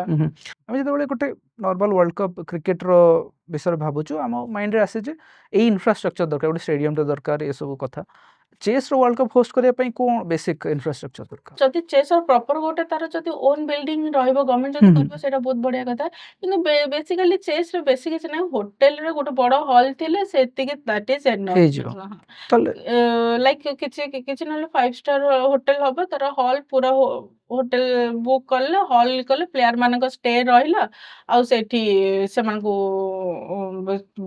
ଭେନ୍ୟୁରେ ହିଁ ଟୁର୍ଣ୍ଣାମେଣ୍ଟ ହେଲା ହୁଁ ସେତିକି କାଫି କିନ୍ତୁ ହୁଁ ହଁ ଗୋଟେ ଜିନିଷ ହେଲା ଯେ ଏଟା ନଟ୍ ଓନ୍ଲି ଚେସ୍ ର ପବ୍ଲିସିଟି ଆଟ୍ ସେମ୍ ଟାଇମ୍ ଗଭର୍ଣ୍ଣମେଣ୍ଟର ବି ପବ୍ଲିସିଟି ହଉଛି ଯୋଉଟା କି ଏଇଠି ମାନେ it will show that government interest ଅଛି କି ହୁଁ ସ୍ପୋର୍ଟସ ର ଗୋଟେ ମାନେ ଆକ୍ଟିଭିଟିକୁ ଇମ୍ପ୍ରୁଭାଇଜ କରିବା ପାଇଁ ସୋ ଏଇଟା ମ୍ୟୁଚୁଆଲ ବେନିଫିଟରେ ଯାଆନ୍ତା ଯଦି ଗଭର୍ଣ୍ଣମେଣ୍ଟ ଏଟା ଇନିସିଏଟ କରନ୍ତା। ହୁଁ ହୁଁ ଆମେ ଚେସ୍ର ପପୁଲାରିଟି ବଢ଼ାଇବା କଥା କହୁଥିଲେ କ୍ରିକେଟ କଥା ସପୋଜ ଜଣେ ନିଜ ଗଳିରେ କ୍ରିକେଟ ଖେଳୁଛି ତାକୁ କ୍ରିକେଟ ଜଣା ଅଛି ସେ ତେଣୁ ମ୍ୟାଚ୍ ବି ଦେଖୁଛି ଟିଭିରେ ଲାଇଭ୍ ଠିକ୍ ସେମିତି ଜଣେ ଚେସ୍ ଖେଳୁଛି ଘରେ ତାକୁ ଅଳ୍ପ ବହୁତ ଯାହା ଜଣା ଅଛି ସିଏ ଚେସ୍ ନୋଇଂ ପର୍ସନରୁ ଗୋଟେ ଚେସ୍ ଫ୍ୟାନ୍ କେମିତି ହେଇପାରିବ କ'ଣ ଏମିତି ବିଲ୍ଡଅପ୍ ହେଲେ ଇକୋସିଷ୍ଟମ୍ ଆମ ଦେଶରେ କିମ୍ବା ରାଜ୍ୟରେ ସୋ ଦ୍ୟାଟ୍ ସିଏ ବି ଅଧିକା ଚେସ୍ ମ୍ୟାଚ୍ ଯାଇକି ଲାଇଭ୍ ହଉ କିମ୍ବା ଟିଭିରେ ହଉ ଦେଖିପାରିବ ଏ ଫ୍ୟାନ୍ ଫଲୋଇଂ କେମିତି ବଢ଼େଇ ପାରିବା ଆମେ ଚେସ୍ର? ଆକ୍ଚୁଆଲି ଆଗ ଅପେକ୍ଷା ଏବେ ତ ବହୁତ ଫ୍ୟାନ୍ ଫଲୋଇଂ ଆସିଗଲାଣି ବିକଜ ଅଫ୍ ୟୁଟ୍ୟୁବ ଚ୍ୟାନେଲ ଯୋଗୁ କିନ୍ତୁ ୟୁଟ୍ୟୁବ ହଉ କିମ୍ବା ଚେସ୍ ର ବି ତାର ଓନ୍ ୱେବସାଇଟ ରହୁଛି ଯେମିତି chess.com ହଉ ଲି ଚେସ୍ ହଉ ଏସବୁ ବି ସେମାନେ ଲାଇଭ ଟେଲିକାଷ୍ଟ କରୁଛନ୍ତି ଏଗେନ୍ ଗୋଟେ ଜିନିଷ ହଉଛି ଚେସ୍ ଫର ସ୍କୁଲ ଯଦି ଚେସ୍ ଫର ସ୍କୁଲଟା ଇନିସିଏଟ ହଅନ୍ତା ମାନେ ସ୍କୁଲ ହଉ କି ଗଭର୍ଣ୍ଣମେଣ୍ଟ ଯଦି ଡିଷ୍ଟ୍ରିକ୍ଟ ଲେଭେଲରେ ବି ସବୁ ଇନିସିଏଟ କରନ୍ତେ ସେ ଦେନ୍ ଓନ୍ଲି ସେଇଟା ଆହୁରି ଫ୍ୟାନ୍ ଫଲୋଇଂଟା ବଢିଯାଆନ୍ତା ମୋ ମତରେ ମୋ ଓପିନିଅନରେ ଚେସ୍ ରେ ପ୍ରଫେସନ ନିଅ ନ ନିଅ ତମେ ଚେସ୍ ଖେଳିବା ଦରକାର ବେଟର ପର୍ସନ ହେଇପାରିବ ଜଣେ ପର୍ସନ ତମ କ୍ୟାରିୟର ଇମ୍ପ୍ରୁଭ ହେଇପାରିବ ଗୋଟେ ଆଜିକାଲି ଯୋଉ ଡିପ୍ରେସନ ଯୋଉ ଗୋଟେ ଆସୁଛି ସେଇଟା ଡିପ୍ରେସନ ବି ତମେ ହଟିଯିବ କାରଣ ତମ ବ୍ରେନ ତ ଗୋଟେ ଫୋକସ୍ଡ ଫୋକସ ରହିଲା ଗୋଟେ ରାଇଟ୍ ୱାର୍କ କରିବା ପାଇଁ ସୋ ଏଇଟା ନିଶ୍ଚିତ ଆଉ ଲେଟେଷ୍ଟ ଷ୍ଟେଜ୍ ଯୋଉମାନେ ଏଜେଡ୍ ହଉଛନ୍ତି ତ ତାଙ୍କୁ ନିହାତି ଦରକାର କାରଣ ତାଙ୍କର ଟିକେ ମେମୋରି ଲସ୍ ର ଇଏଟା ଆସୁଛି ସୋ ଯଦି ସେମାନେ ଖେଳିବେ ବ୍ରେନ ଟା ସବୁବେଳେ ଆକ୍ଟିଭ ରହିବ ନିଶ୍ଚିତ ଏଇଟା ସମସ୍ତଙ୍କ ପାଇଁ ବେନିଫିସିଆଲ ରହିବ। ଆପଣ ଜଣେ ଚେସ୍ ପ୍ଲେୟାର ଛଡ଼ା ଜଣେ ଇଞ୍ଜିନିୟରିଂ ଷ୍ଟୁଡେଣ୍ଟ ବି ଥିଲେ ଗୋଟେ ଟାଇମ୍ରେ ବିଙ୍ଗ ଏ ଚେସ୍ ପ୍ଲେୟାର ସେଇ ସବୁ ନେଚର କି ଫୋକସ୍ଡ ରହିବା ଡେଡିକେଟେଡ୍ ରହିବା ଏଇଟା କେମିତି ହେଲ୍ପ କରିଛି ଟୁ ବି ଅ ଗୁଡ୍ ଇଞ୍ଜିନିୟରିଂ ଷ୍ଟୁଡେଣ୍ଟ? ହେଲ୍ପ କରିଛି ମତେ ଗୋଟେ ଜିନିଷ ମତେ ହେଲ୍ପ କରିଛି ଯେ ମତେ ପାସ୍ କରିବାରେ ଆଚ୍ଛା Like, ମୁଁ ପ୍ରପର ପଢିପାରେନି ମାନେ ହୁଁ ପଢିବା ପାଇଁ ମତେ ଟାଇମ ହିଁ ନଥାଏ କାରଣ ମୁଁ ଫ୍ରିକ୍ୱେଣ୍ଟଲି ଟ୍ରାଭେଲ କରିଥାଏ ଆଉ ଚେସ୍ ପାଇଁ ପ୍ରିପେୟାର କରିଥାଏ କିନ୍ତୁ ଯେତେବେଳେ ଏକ୍ସାମ ଆସିଥାଏ ସେଇ ସମୟରେ ମୁଁ କିଛି ବ୍ୟାକ୍ ଟୁ ବ୍ୟାକ୍ କିଛି ଇୟର୍ସ ର କୋଶ୍ଚିନ୍ ପେପରକୁ ନେଇକି ତାକୁ ହିଁ ମୁଁ ଟ୍ରେନ୍ ହେଇଥାଏ ସୋ କାହିଁ ନା କାହିଁ ସେଇଟା ମତେ ହେଲ୍ପ କରିଛି ହେଲ୍ପ କରେ ପାସ୍ କରିବା ପାଇଁ ଆଉ ଗୋଟେ ଯେହେତୁ ବିଙ୍ଗ ଏ ଚେସ୍ ପ୍ଲେୟାର ମତେ ଡିସିପ୍ଲିନ ଆଉ ଫୋକସ ଡେଡିକେସନ ଏଇଟା ମୁଁ ଟିକେ ନ୍ୟାଚୁରାଲ କଲ୍ଟିଭେଟ୍ ଅଛି ଭିତରେ ସୋ ଯେତେବେଳେ ସିଚୁଏସନ ଡୁ ଅର୍ ଡାଇ ସିଚୁଏସନ ଥିବ ସେତେବେଳେ ଅଟୋମେଟିକ ଆମର ସେଇଟା ମାନେ ସେଇଭଳି ଆମେ ସେଇଭଳିଆ ହେଇଯାଏ ଟ୍ରେନ୍ ହେଇକି ବ୍ରେନ୍ ସେଭଳିଆ ୱାର୍କ କରିବା ଲାଗିଥାଏ। ଆପଣଙ୍କୁ ତାମିଲନାଡୁରୁ ସେଣ୍ଟ ଜୋସେଫ୍ସ ଇଞ୍ଜିନିୟରିଂ କଲେଜରୁ ଅଫର୍ ଆସିଥିଲା ସିଟ୍ ଅଫର୍ ଆସିଥିଲା ବଟ୍ ଆପଣ ଚୁଜ୍ କଲେ ଯେ ଏଇଠି ଭୁବନେଶ୍ୱର ରହି ପଢ଼ିବେ ଇଞ୍ଜିନିୟରିଂ କିଟ୍ରେ ତ କ'ଣ କିଛି ଖାସ୍ ରିଜନ୍ ଥିଲା ଯେଉଁଥିପାଇଁ ଏଇ ଡିସିସନ୍ ନେଲେ ଆପଣ? ଆକ୍ଚୁଆଲି ଯେତେବେଳେ ମୋ ଅଫର ମିଳିଥିଲା ସେଣ୍ଟ ଜୋସେଫ କଲେଜରେ ଇଞ୍ଜିନିୟରିଂରେ ଯେତେବେଳେ ଅଫର ମିଳିଥିଲା ସେଇ ସମୟରେ ହିଁ ଅ, ମୁଁ ଆଡମିସନ ନେଇଯାଇଥିଲି କିନ୍ତୁ ସେଇ ସମୟରେ ଏମିତି କଥାବାର୍ତ୍ତା ଜଣଙ୍କ ରିପୋର୍ଟଙ୍କ ସହିତ କଥାବାର୍ତ୍ତା ହଉଥିଲା ସେ କହିଲେ କାହିଁକି ସେଇଠି ବି ପଢିବ ତ ଓଡ଼ିଶାରେ ବି ଆମେ ଟ୍ରାଏ କରିବା ଯଦି ସେମିତି ଅଛି ଓଡ଼ିଶାରେ କାହିଁକି ନ ଦବ ଓଡ଼ିଶାରେ ଏତେ ଇଞ୍ଜିନିୟରିଂ କଲେଜ ଅଛି ସୋ ସେଇ ସମୟରେ ପଳେଇଥିଲି ତଥାପି ମୁଁ ଯାଇଥିଲି ରେ ଆଉ ସେଇ ସମୟରେ ଏଇ ଆର୍ଟିକଲଟା ବି ବାହାରିଥିଲା ଯେତେବେଳେ ମୁଁ ଯାଇଥିଲି ସେ ଦେଖିଲା କଣ ସେମାନେ କହିଲେ ଯେ ଆମେ ତ ତାଙ୍କ କଲେଜ ତରଫରୁ ଖେଳିବାକୁ ପଡିବ ତାଙ୍କ କଲେଜ ତରଫରୁ ଖେଳିବାକୁ ପଡିବ କାହିଁ ନା କାହିଁ ତାଙ୍କ ଷ୍ଟେଟ ତରଫରୁ ବି ମୁଁ ରିପ୍ରେଜେଣ୍ଟ କରିବା ଆଉ ମୋର ଥିଲା ମୁଁ ପ୍ରଥମ Odisha grand master women grand master ହବାର ଥିଲା ରାଇଟ୍ କାରଣ ସେତେବେଳେ ମୁଁ ହେଇନଥିଲି ସୋ ସେଟା ଟିକେ ଭଲ ଲାଗୁନଥିଲା କାରଣ ଓଡ଼ିଶାର ହେଇକି ଓଡ଼ିଶା ପାଇଁ ମୁଁ ନ ଖେଳିକି ସେଟା ଟିକେ ଅଲଗା ଇଏ କରିବା ପାଇଁ ଚାହିଁନଥିଲି ସୋ ସେଠି ମୁଁ ପୁଣି ପଳେଇ ଆସିଥିଲି ତାପରେ ଯୋଗକୁ ସେଇ ସମୟରେ ମତେ କିଟ୍ ୟୁନିଭର୍ସିଟି ଆଉ ଆଉ ଗୋଟେ ଆଉ ଗୋଟେ ଇନଷ୍ଟିଚ୍ୟୁଟ୍ ବି ମୋତେ ଅଫର୍ ଦେଇଥିଲେ କିନ୍ତୁ ଫାଇନାଲ୍ ମୁଁ KIITକୁ ମୁଁ ଜଏନ୍ କରିଥିଲି। ଯୋଉଟାକି ନିଶ୍ଚିତ ଭାବରେ ମୁଁ KIIT ତରଫରୁ କହିବାକୁ ଗଲେ ଆଜ୍ ୱେଲ୍ ଆଜ୍ ଓଡ଼ିଶା ତରଫରୁ ମୁଁ ଖେଳିଥିଲି। ଆଉ ଲକିଲି ମୁଁ WGM ଫର୍ଷ୍ଟ ହୁଁ ଓଡ଼ିଶାର ହେଇପାରିଥିଲି। ହୁଁ ଯୋଉଟାକି ମତେ ଯୋଉଥିପାଇଁ ମୁଁ ଛାଡ଼ିଥିଲି ସେଇଟା ଆଟଲିଷ୍ଟ ଫୁଲଫିଲ୍ ହେଇଗଲା। ଆପଣ ଏତେ ଲମ୍ବା chess career I M sure ଆଗକୁ ବି ବହୁତ ସକ୍ସେସଫୁଲ ଚାଲିବ। ଏଯାଏଁ ବି ଆପଣଙ୍କୁ କ'ଣ ହ୍ୱାଟ୍ କିପ୍ସ ୟୁ ମୋଟିଭେଟିଂ କି କମ୍ପିଟ୍ କରିବାର ଅଛି ଆହୁରି ଆଗକୁ? ଆଇ ଥିଙ୍କ୍ ସେଇଭଳି ମୋ ହାବିଟ୍ ପଡ଼ିଯାଇଛି ଲାଇକ୍ ଚେସ୍ ନୋ ଡାଉଟ୍ ମତେ ବହୁତ ଭଲ ଲାଗେ। ହୁଁ ହୁଁ ଲାଇକ୍ ଆଉ ଚେସ୍‌ରେ ଲିଟରାଲି ମୁଁ ଚେସ୍ ଖେଳିଲେ ମୁଁ ବହୁତ ଏନ୍ଜୟ କରେ। ଲାଇକ୍ ବହୁତ କିଛି ଶିଖେ ଆଜ୍ ୱେଲ୍ ଆଜ୍ ଏନ୍ଜୟ ଥାଏ। ଗୋଟେ ହ୍ୟାପିନେସ୍ ମତେ ମିଳିଥାଏ। ତା ସହିତ ଯେତେବେଳେ କିଛି ଗୋଟେ ହଉନଥିବ ଧର ଗୋଟେ କିଛି ଟ୍ରାଏ କରୁଛେ ହୁଁ କି ହଉନଥିବ ଯେପର୍ଯ୍ୟନ୍ତ ହେଇନି ସେତେବେଳେ ମନଟା ମାନେନି। ସେଇଥିପାଇଁ ଗୋଟେ ସେଟା ଗୋଟେ ରହିଛି। ହୁଁ ତା ସହିତ ଚେସ୍‌ରେ ବହୁତ କିଛି ଥାଏ ସକ୍ସେସ୍ କରିବାକୁ। ଦୋ ମୁଁ ଫିମେଲ୍ ପାର୍ଟ ଯୋଉ ଓମେନ୍‌ର ଯାହା ସବୁ ଟାଇଟଲ୍ ଥିଲା ମୁଁ କମ୍ପ୍ଲିଟ୍ କରିସାରିଛି। କିନ୍ତୁ ଆଗକୁ ଯୋଉ ରେଟିଂଟା ବଢ଼ିବାର ଅଛି କିଛି ମାନେ କିଛି ନହେଲେ ଏସିଆନ୍ ଚାମ୍ପିୟନ୍ ହଉ କି ୱାର୍ଲଡ ଚାମ୍ପିୟନ୍ ହଉ ଆଟଲିଷ୍ଟ ସେଥିପାଇଁ ମୁଁ ଟ୍ରାଏ କରିବା ପାଇଁ ଚାହୁଁଛି। ଆଉ ମୁଁ ନିଜକୁ ପ୍ରିପେୟାର ବି ସେଭଳିଆ କରୁଛି। ସୋ ଆହୁରି କିଛି ଆଚିଭ୍ କରିବାର ଇଚ୍ଛା ଅଛି। ସେଥିପାଇଁ ଚେଷ୍ଟା ଏବେ ବି କଣ୍ଟିନ୍ୟୁ ଅଛି। କିଛି ସମୟ ଆମର ଚେସ୍‌ର ବୁକ୍ସର କଥା କହୁଥିଲେ। ଆଜି ଯଦି ଆପଣ କୋଉ ଜଣେ ୟଙ୍ଗ ଚେସ୍ ପ୍ଲେୟାର ଦେଖୁଛି ଆଣ୍ଡ ସେ ଆପଣଙ୍କ ପରି ହବାକୁ ଚାହୁଁଛି, କୋଉ ବୁକ୍ସ ରେକମେଣ୍ଡ କରିବେ ତା ପାଇଁ ଚେସ୍‌ର? ଗୋଟେ ବେସିକ୍ ବୁକ୍ ହଉଛି ରିଆସେସ୍ ୟୋର୍ ଚେସ୍। ସେଇ ବୁକ୍‌ଟା ଯଦି ଆପଣ ପଢ଼ିବେ, ଆପଣ ଜାଣିପାରିବେ ଗୋଟେ ଜିନିଷ ଚେସ୍‌ରେ କେମିତି ଭାବନ୍ତି। ହୁଁ ହୁଁ ତା ସହିତ ଚେସ୍‌ର କୋଉ ଷ୍ଟ୍ରାଟେଜିକୁ ନେଇକି ଆପଣ ଡିସିସନ୍ ନେବେ ସେଇ ଜିନିଷ ଉପରେ ଅଛି। ସେଇଟା ବିଗିନର୍ ମାନଙ୍କ ପାଇଁ ବହୁତ ଭଲ। ନଟ୍ ଓନ୍ଲି ବିଗିନର୍ ଆପଣଙ୍କ ଫାଉଣ୍ଡେସନ୍ ଷ୍ଟ୍ରଙ୍ଗ କରିଦବ। ମୁଁ ହୁଁ ହୁଁ ଏବେ ବି ବେଳେବେଳେ ସେ ବହିଟା ପଢ଼େ। ତା ସହିତ ଆଉ ଗୋଟେ ବହି ଅଛି ଏଣ୍ଡ ଗେମ୍ ମାନୁଆଲ୍ କରିକି ମାର୍କ ଟୋବରିସ୍କିର। ସେଇଟା ଆପଣଙ୍କ ଏଣ୍ଡ ଗେମ୍ ବହୁତ ଷ୍ଟ୍ରଙ୍ଗ କରେଇବ। ଆଉ ମାଇ ଗ୍ରେଟ୍ ପ୍ରେଡିସର୍ ବାଇ ଗ୍ୟାରି କାସ୍ପରୋଭ୍। ହୁଁ ସେଇଟା ହଉଛି ୱାର୍ଲଡର ଏପର୍ଯ୍ୟନ୍ତ ଯେତିକ ଚମ୍ପିଆନ୍ ହେଇଛନ୍ତି ଟିଲ୍ ଆଇ ଥିଙ୍କ୍ କାର୍ପୋଭ୍ ଯାଏଁକେ ସେମାନଙ୍କର ଗେମ୍ ସବୁ ଅଛି। ୱିଥ୍ ଆନାଲିସିସ୍ ଗ୍ୟାରି କାସ୍ପର ତା ନିଜ ଓନ୍ ଆନାଲାଇଜ୍ କରିକି ରଖିଛି। ସୋ ସେଇ ବହିଟା ପଢ଼ିଲେ ତ ଆପଣଙ୍କୁ ସବୁ ମାନେ ଗୋଟେ ପ୍ଲେୟାରର ସାଇକୋଲୋଜି ଆପଣ ବୁଝିପାରିବେ। ୱାର୍ଲଡ ଚାମ୍ପିଅନସିପ୍ ମାନଙ୍କର ତାଙ୍କ ମାଇଣ୍ଡରେ କେମିତି ଥିଲା, ସେମାନେ କେମିତି ପ୍ରିପେୟାର ହେଇଛନ୍ତି, ଗ୍ରାସ୍ ରୁଟ୍‌ରୁ ହେଇକି କେମିତି ଉପରକୁ ଉଠିଛନ୍ତି ସେଇଟା ନଲେଜ୍ ଅଛି। ତା ସହିତ ଆପଣ ଚେସ୍ ଗେମ୍‌ର ବହୁତ ନଲେଜ୍ ସେଠି ବିଲ୍ଡ ହବ। ଆଇ ଥିଙ୍କ୍ ଏଇ ବହି ଯଦି ଆପଣ କରିଦେଲେ ଆପଣଙ୍କୁ ଗୋଟେ କିଛି ନହେଲେ ବେସିକ୍ ଇଣ୍ଟରନ୍ୟାସନାଲ ଲେବୁଲ୍ ଆଉ ଗ୍ରାଣ୍ଡ ମାଷ୍ଟର ଲେବୁଲ୍‌ର ଷ୍ଟ୍ରେଂଥ ଆସିଯାଇଥିବ। ହୁଁ ହୁଁ ଆଜିକୁ ସପୋଜ 10-15 ବର୍ଷ ପରେ 20-25 ବର୍ଷ ପରେ ଆପଣ ଯେତେବେଳେ ଆହୁରି ଭାଷ୍ଟ ଏକ୍ସପିରିଏନ୍ସ ଗେନ୍ କରିଦେଇଥିବେ ଆପଣ ଚାହିଁବେ ନିଜେ ଗୋଟେ ବୁକ୍ ଲେଖିବା ପାଇଁ ଅନ୍ ଚେସ୍? ନିଶ୍ଚିତ ଭାବରେ କାରଣ ମୋର ବେଷ୍ଟ ଗେମ୍ ମୁଁ ନିଶ୍ଚିତ ଭାବରେ ମୋର ବହୁତ ବଢ଼ିଆ ଇଣ୍ଟରେଷ୍ଟିଂ ଗେମ୍ ସବୁ ଅଛି। ହୁଁ ହୁଁ ଆଇ ଥିଙ୍କ୍ ଭେରି ରେୟାର ଆଉ ୟୁନିକ୍ ମତେ ଲାଗିବ କାରଣ ମୋ ଷ୍ଟାଇଲ୍ ଟିକେ ହଟକେ ଅଛି। ହୁଁ ହୁଁ ମିକ୍ସ ଅଫ୍ କମ୍ବିନେସନ୍ ଅଛି, ଆଟାକିଂ ଅଛି ଆଉ ମୋର ମୋଷ୍ଟଲି ଫିନିସିଂ ଯୋଉଗୁଡ଼ା ହେଇଛି ସେଗୁଡ଼ା ବହୁତ ବଢ଼ିଆ ହେଇଛି।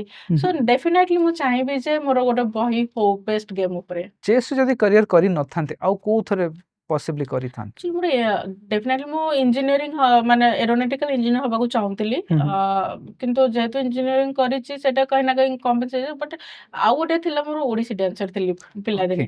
ସୋ ମୁଁ ଚାହୁଁଥିଲି ଯେ ମେ ବି ଓଡ଼ିଶୀ ଡ୍ୟାନ୍ସରେ ବି ମୁଁ କ୍ୟାରିୟର ବିଲ୍ଡ କରିପାରିଥାନ୍ତି। ଗୋଟେ ସ୍ପୋର୍ଟସ ପର୍ସନ ଯୋଉ ବି ଗେମ୍ ଖେଳୁ ସେଥିରୁ କିଛି ନା କିଛି ଲାଇଫ୍ ଲେସନ୍ ଡ୍ର କରିଥାଏ ତାକୁ ଲାଇଫ୍ରେ ଇମ୍ପ୍ଲିମେଣ୍ଟ କରି କି ତା ପର୍ସନାଲିଟି ବି ସେଇ ୱେରେ ସେପ୍ ହେଇଥାଏ।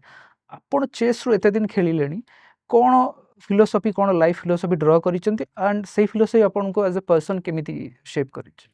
ଗୋଟେ ଜିନିଷ ହଉଛି ମୁଁ ମେଣ୍ଟାଲି ବହୁତ ଷ୍ଟ୍ରଙ୍ଗ କରେଇଛି ହେଡ୍ ହୁଁ ଷ୍ଟ୍ରଙ୍ଗ। ହୁଁ ହୁଁ ଆଉ ଗୋଟେ ହଉଛି ନେଭର ଗିଭ୍ ଅପ୍ ଆଟିଚ୍ୟୁଡ୍। ଯଦି ମୁଁ ଦେଖିବି ଏଇ ସିଚୁଏସନରେ ଯଦି ମୁଁ ମୋର ପର୍ସନାଲ 100% ଦେବି ଆଉ ସେଇଟା ଯଦି ଜିନିଷଟା ବହୁତ ଭଲ ହବ ମାନେ ପର୍ସନାଲ ନଟ୍ ଓନ୍ଲି ମି ମୋ ସରାଉଣ୍ଡିଂରେ ଯେତିକି ସବୁ ଲୋକ ଅଛନ୍ତି ସେମାନଙ୍କ ପାଇଁ ବେନିଫିସିଆଲ ଅଛି ଦେନ୍ ମୁଁ ଗିଭ୍ ଅପ୍ ଏତେ ଜଲ୍ଦି ହୁଁ ହୁଁ କରିବିନି। ମୁଁ ତା ଉପରେ ୱାର୍କ କରିଥିବି। ଆଉ ହ୍ୱାଟ ଏଭର ଦ ସିଚୁଏସନ ଲାଇଫରେ ତ ଅପ୍ସ ଆଣ୍ଡ ଡାଉନ୍ ବହୁତ ଆସେ ରହୁଛି। ସୋ ହ୍ୱାଟ ଏଭର ଦ ସରକମଷ୍ଟାନ୍ସ ଆସୁ ମାନେ ହାର ମାନିବାର ନାହିଁ ଏଇ ଟାଇପର ଆଟିଟ୍ୟୁଡ ଅଛି। ଆଣ୍ଡ କାହିଁ ନା କାହିଁ ଗୋ ୱିଥ୍ ଦ ଫ୍ଲୋର ଆଟିଟ୍ୟୁଡ ବି ଗୋଟେ ଆସିଥାଏ। ସୋ ମିକ୍ସ ଅଫ୍ ବହୁତ ପ୍ରକାର ମାନେ ଯୋଉଟା ବେସିକ ଲାଇଫକୁ ସର୍ଭାଇଭ କରିବାର ଯେମିତି ପ୍ରସ୍ପେକ୍ଟେଡ ରହିବା ଦରକାର ଆଇ ଥିଙ୍କ ସେଇଟା ଥ୍ରୁ ଚେସ୍‌ରେ ମୋର କଲ୍ଟିଭେଟ୍ ହେଇଛି। ଜଣେ ୟଙ୍ଗଷ୍ଟର ଓଡ଼ିଶାର ସ୍ପେଶାଲି ଯଦି ଆପଣଙ୍କୁ ଆଜି ଦେଖୁଛି ପଡ଼କାଷ୍ଟରେ ଆଉ ସେ ଚାହୁଁଛି ଆପଣଙ୍କ ପରି ହବ ଚେସ୍‌ର ଗୋଟି ଧରିକି ଚେସ୍‌ର ବୋର୍ଡ଼ ସାମ୍ନାରେ ଭାବୁଛି ମୁଁ ବି ଗୋଟେ ଦିନ କିରଣ ମନୀଷା ମହାନ୍ତିଙ୍କ ପରି ଗୋଟେ grand master women grand master ହେବି ତାକୁ କ'ଣ ମେସେଜ ଦେବେ? ଫର୍ଷ୍ଟ ହେଲା ଚେସ୍‌କୁ ବହୁତ ଭଲ ପାଅ ଆଉ ଚେସ୍‌କୁ ଏନ୍ଜୟ କର। ଯେତେବେଳେ ତମେ ଚେସ୍ ଯେତେବେଳେ ତମକୁ ଖୁସି, ହାପିନେସ୍ ଦବ, ଅଟୋମେଟିକ୍ ତମେ ସେ ଜିନିଷରେ ଇନଭଲ୍ଭ ହବ ଆଉ ତମେ ବହୁତ କିଛି ଜାଣିପାରିବ। ସୋ ମୁଁ କହିବି chess no doubt discipline, dedication, focus ନିହାତି ଦରକାର ଚେସ୍‌ରେ। But at a same time ସେଇଟାକୁ ତମେ ଏନ୍ଜୟ କରିବାର ଅଛି। ହୁଁ ସେଇଟା ହୁଁ ହାପିନେସ୍ ତମକୁ ଦବାର ଅଛି। ଦେନ୍ ଓନ୍ଲି ତମେ ଗୋଟେ ଗ୍ରେଟ୍ ପ୍ଲେୟାର ହେଇପାରିବ। ମ୍ୟାମ୍ ଆପଣ ଆସିଲେ ଆଜି ଆମକୁ ଏତେ ସମୟ ଦେଲେ ଆଣ୍ଡ ଆଇ ଏମ୍ ସିଓର ଯିଏ ବି ଆପଣଙ୍କୁ ଶୁଣିଥିବ କୋଉଠି ନା କୋଉଠି ତ ପକ୍କା ଇନ୍ସପାୟାର ହବ, ଡେଫିନେଟଲି ଇନ୍ସପାୟାର ହବ ଆପଣଙ୍କଠୁ। ଆଣ୍ଡ ଆପଣ ସବୁବେଳେ ଆମ ସମସ୍ତ ପାଇଁ ଗୋଟେ ଇନ୍ସପିରେସନ୍, ଆମ ଓଡ଼ିଶାର ଗର୍ବ ଆଣ୍ଡ ହେଇକି ଆଗକୁ ମଧ୍ୟ ରହିବେ। ଆପଣ ଆସିଲେ ବହୁମୂଲ୍ୟ ସମୟ ଦେଲେ ସେଥିପାଇଁ ବହୁତ ବହୁତ ଧନ୍ୟବାଦ। Thank you so much ma'am. Thank you so much.